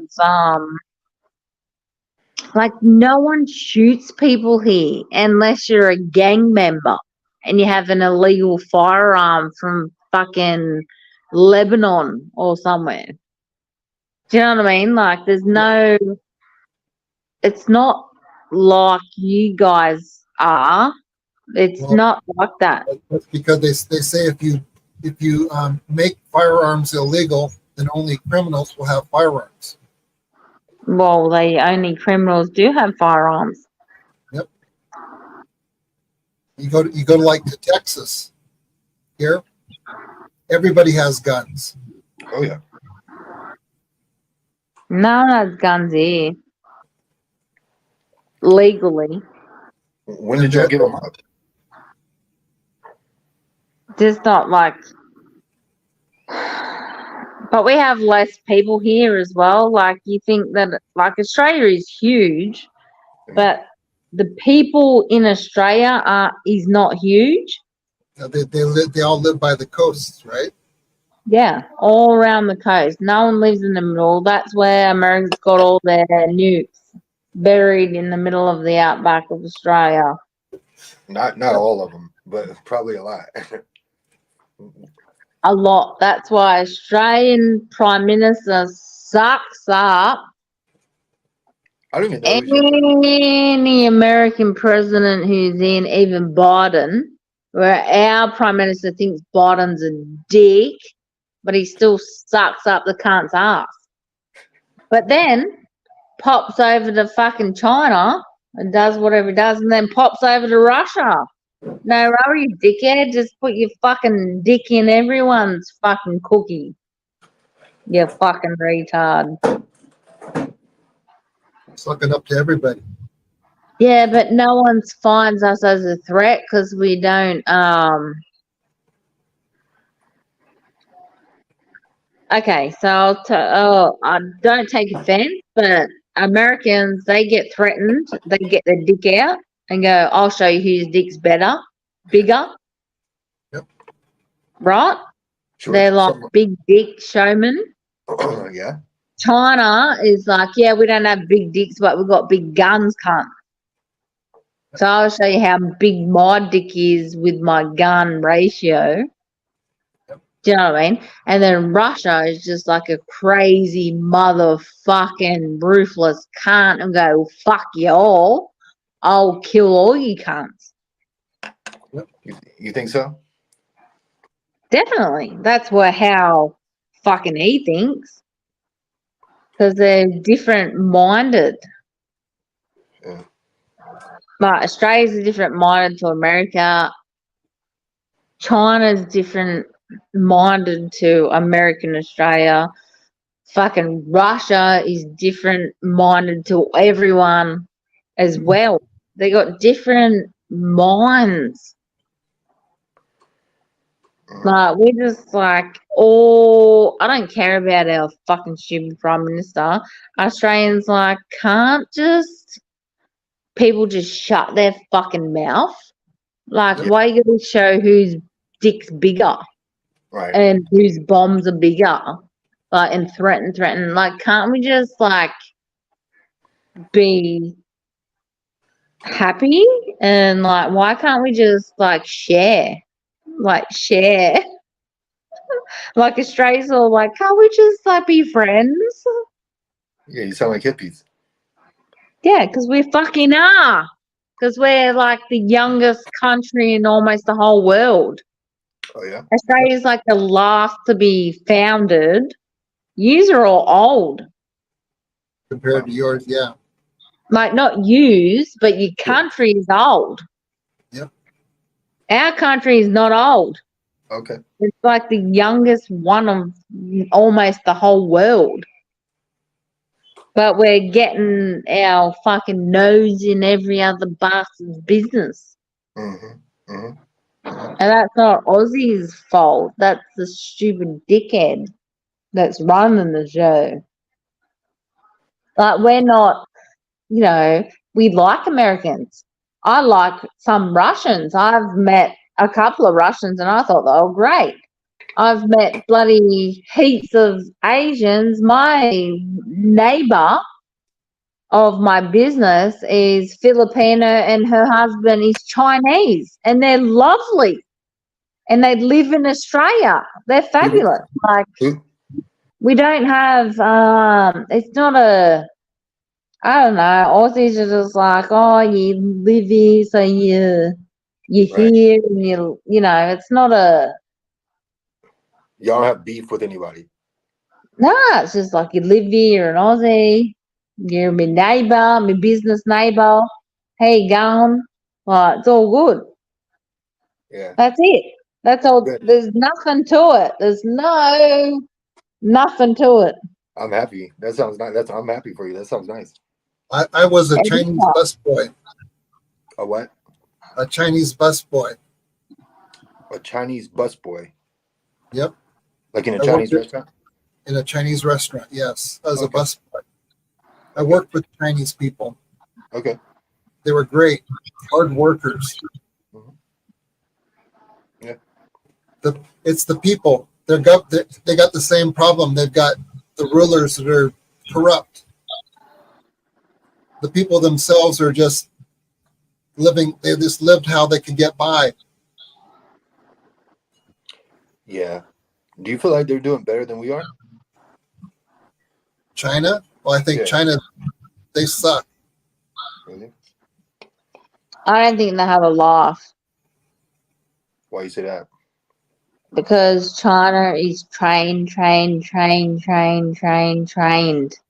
Like, so fucking, Oh,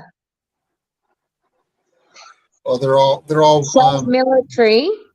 they're all brainwashed. Yeah, but not just in the military. They're trained their whole motherfucking country to live by a certain code. Yep. And anything outside that code, you're dead, motherfucker. Yep. Like, you can't have freedom of thought or speech if you're fucked. Yeah, there's no freedom of anything. Nothing. They're being watched all the time. Their phones have tracking systems. Yeah, no, they got no freedom. They don't even know that they don't have. I think half of them don't even know that they don't have any freedom because it's just protocol. Yep. And it's just how it is. But they don't even know that they can have a brain and they can go, oh, well, I don't really agree with that. You know. They're being told one thing, but I they're not want being told 4 the truth. children. I want 4 children. I have enough money to support my 4 children. Why can't I have 4 children? No, they don't have that say. They would never say that. Nope. Do you know what I mean? It's not a thing they would. It's just protocol. They don't do that. Yep. And that's not their fault. No, they don't know. They don't even get to elect these people. No, they don't do anything. They just go, oh, this is how it is. You know, it's just life. Yeah, no, fuck that. No, it's not. Yep. If Well, we think, no. If they try to say anything, they'll disappear. Yeah, they just die out of nowhere, murdered or fucking disappeared, whatever. They're gone. Mm. So you just don't say anything. Russia's probably about the same, but not as ruthless, but they would get murdered on TV or something. Like, it's flashed. You know, like, this is what happens if you fucking don't do what I say. This is what happens. It's probably on prime time news. Yep. Whereas China wouldn't do that. They just all know secretly that's the rules. Whereas Russia will show it on their fucking, this is what happens if you're with them. Dead. Prime time TV in Russia. 100%. They love to show it off. Yep. Well, They the like to show murder and fucking punishment. They'd like to show it. Yep. Whereas China do it all secret. You Well, know, the secret. Chinese already did that, so their people know exactly what's happening. That's it. You don't even need to show it. Nope, not anymore. Not anymore. No. Now they want the rest of the world to think they don't do that. They fucking do. They need the rest of the world to buy their products. Their cheap products. And they're shit. Shit products. Well, they can make good products, but you pay more for them. Yeah, but they still don't last. Like, honestly, my mum, like, can I just tell you in Australia, this is not America. In Australia, my mum, when we were growing up, bought one fridge, one washing machine, and one dryer. And every single one of them motherfuckers lasted 20 years plus and was still going when I was an adult. Okay, they were still fucking working. Yeah, they weren't energy efficient, but they were fucking working. I, on the other hand, have bought 4 fucking brand new fridges. Every cunt dies just out of their warranty. Yep. Why is that? Why is that? I've bought 4 washing machines. Like big purchases, you're supposed to buy once in your life, like my mother, and they used to fucking last you. In Australia now, you buy all this shit. Nah, you get, if you buy one with 2 years warranty, you get a extra warranty 3 years. It fucking dies 3.5 years later. It's fucking dead. And you try and get someone to fix it, they go, nah, it's going to cost you more than a new one. Yep. It's like throwaway shit. Yep. Like, what the fuck? Like, how does my mother have a fucking fridge, washing machine, and dryer that lasts her 20 plus years? But then when I buy something, a big appliance upgrade, whatever, why does it last 3.5 years? Well, where were her appliances made? Like in Australia? Okay. What about yours? Probably fucking Asia. I don't know. Maybe I don't know. Maybe that's why. Yeah, but it's made like shit, like throwaway shit. Same as TVs. Like TVs, in Australia, you used to have TV repairmans. They used to cost you $50 and your TV would be like brand new. You take your TV, they go, oh, throw it away, get a new one. Yeah. No such thing as repairmans these days. That's true. They went out of business. Yeah, because everything was cheap from China and you just buy a new one. Yeah, throw it away and get a new one. Yeah. Well, that and they're not serviceable any longer. Yeah. I'm about to have to buy a new washing machine myself. So yeah. And I've only had it like 2 years. You're right. Yeah, it's fucking just doesn't last. They're like built to last a certain amount of time, and the time is just out of warranty. Yeah, I think you're right. Actually, planned it perfectly. Yeah, actually, now that I think about it, it's exactly been 2 years. So yeah, it's about to mess up. Yep. Wow. And then it'll be out of warranty, and you can't get a new one. No, throw it away. Take a new one. Yeah. Mm. Yeah, ours are 8 years old. As far as I know, they're still working fine. Oh yeah, what brand are they? I don't remember. They're in the garage, and I can't go out there and even look. Okay. But they were just a common good brand. They weren't cheap. They were just it was a brand we'd had before. Okay. And I don't remember what it was. It was a common American brand. I don't know if they were made here or in China or in Mexico, but yeah. Well, you got some good ones, because fucking hell. Yep. Yeah, those things. Shit. What's that? All appliances that we buy now in Australia are all fucking dog shit. Right. Like they're fucking shit. Mm. Like bad. Well, very, very seldom do we buy the most expensive, and we never buy the cheapest. We always buy like middle ground. Mm. And you can usually see a price where the price there's a drop where it kind of goes, and they're kind of around there. That's where you shoot for as a baseline. That's what we do. We do middle ground plus we pay for the extra warranty. But it still doesn't matter.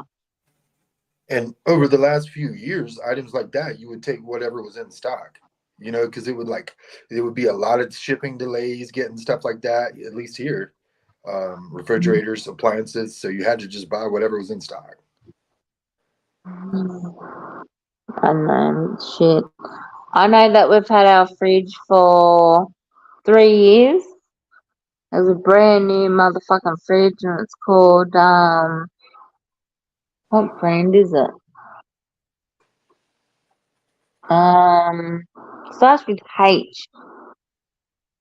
I wouldn't But it even was know. like, I don't know, it cost us like $1,200.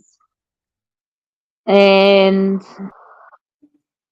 we've had it for 4 years and got the 2 years warranty, but we paid an extra year's warranty.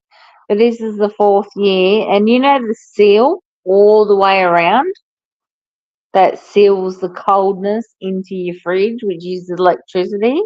It's all fucked out in the last 2 months. And I'm like, Dan, why the fuck is the fridge seal off? And he's like, I don't know. I need to glue it or something. I was like, but why do you need to glue it? Like, why should you have to glue it back? Like, I don't know. It's fucking not an old fridge, honestly. That's a replaceable part. That part can, Replaceable part, but they're gonna come around and go, nah, just get a new one.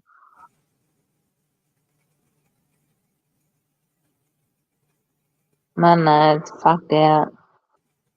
Same as a vacuum. Got a Dyson, and I paid shit ton for it. Oh yeah, those are hundreds. And then got the extra warranty. The next minute, it fucking wouldn't even work. And I took it to a vacuum. Repairman. I think good guys like a vacuum people. Right.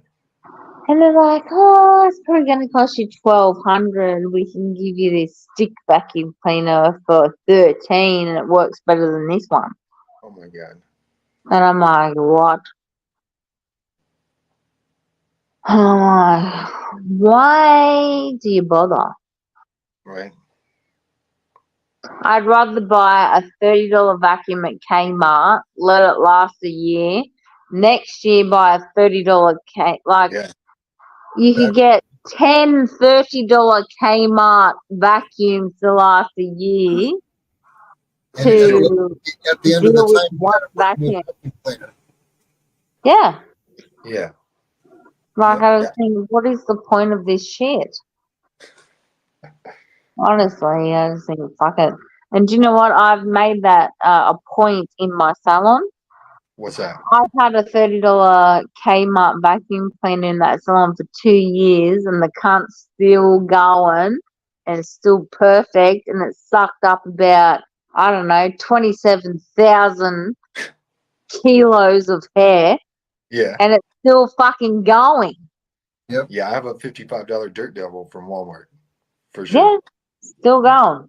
Doing well. But Yeah. in a hairdressing salon, you think hair gets tangled, it's gonna blow. Nah, still hasn't blown up the $30 bargain. Still going. It just Amazing. sucks. It just fucking keeps going. Nice. I'm like, well, why would you pay fucking couple of grand for a Dyson then? Would you? Why would you? Why did you? I don't know. I don't know. I don't know. I know a bunch of people who have. That's stupid. Get a $30 Kmart job. Right. You'd be I know. right. It blows up. Just get another one. $30 is still fucking $2,700 cheaper. Yeah. Yep. Fucking hell. Fucking hell. Life's a bitch. Like, oh, whatever.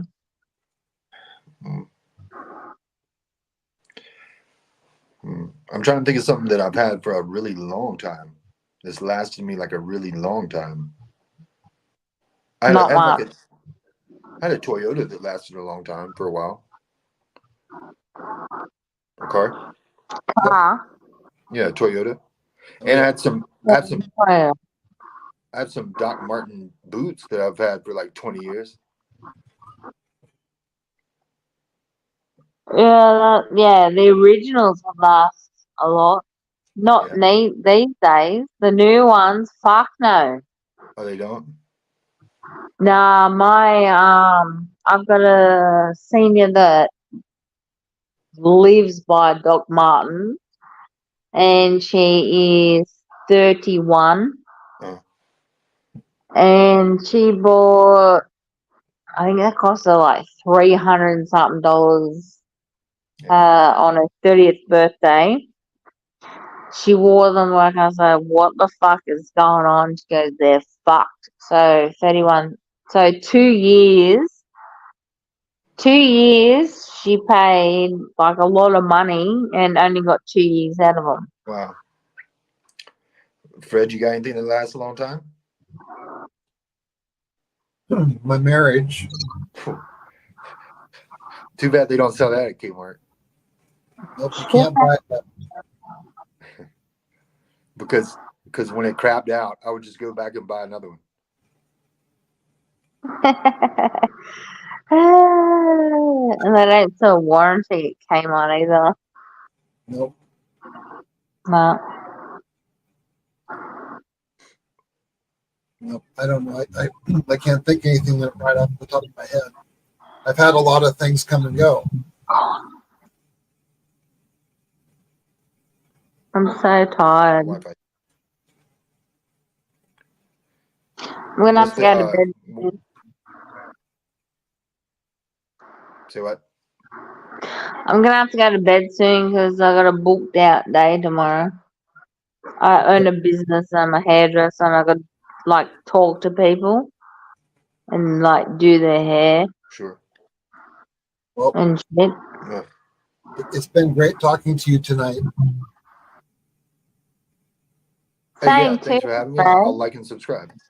I'll talk to you later. Yeah, good. Cheers. Thanks for coming on, guys. Appreciate it. It was a great combo. Good combo. Love it.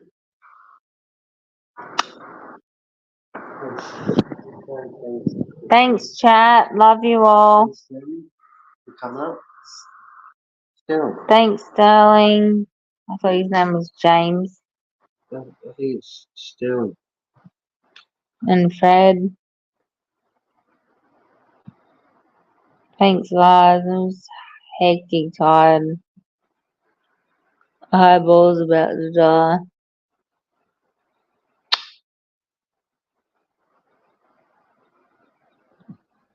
Okay.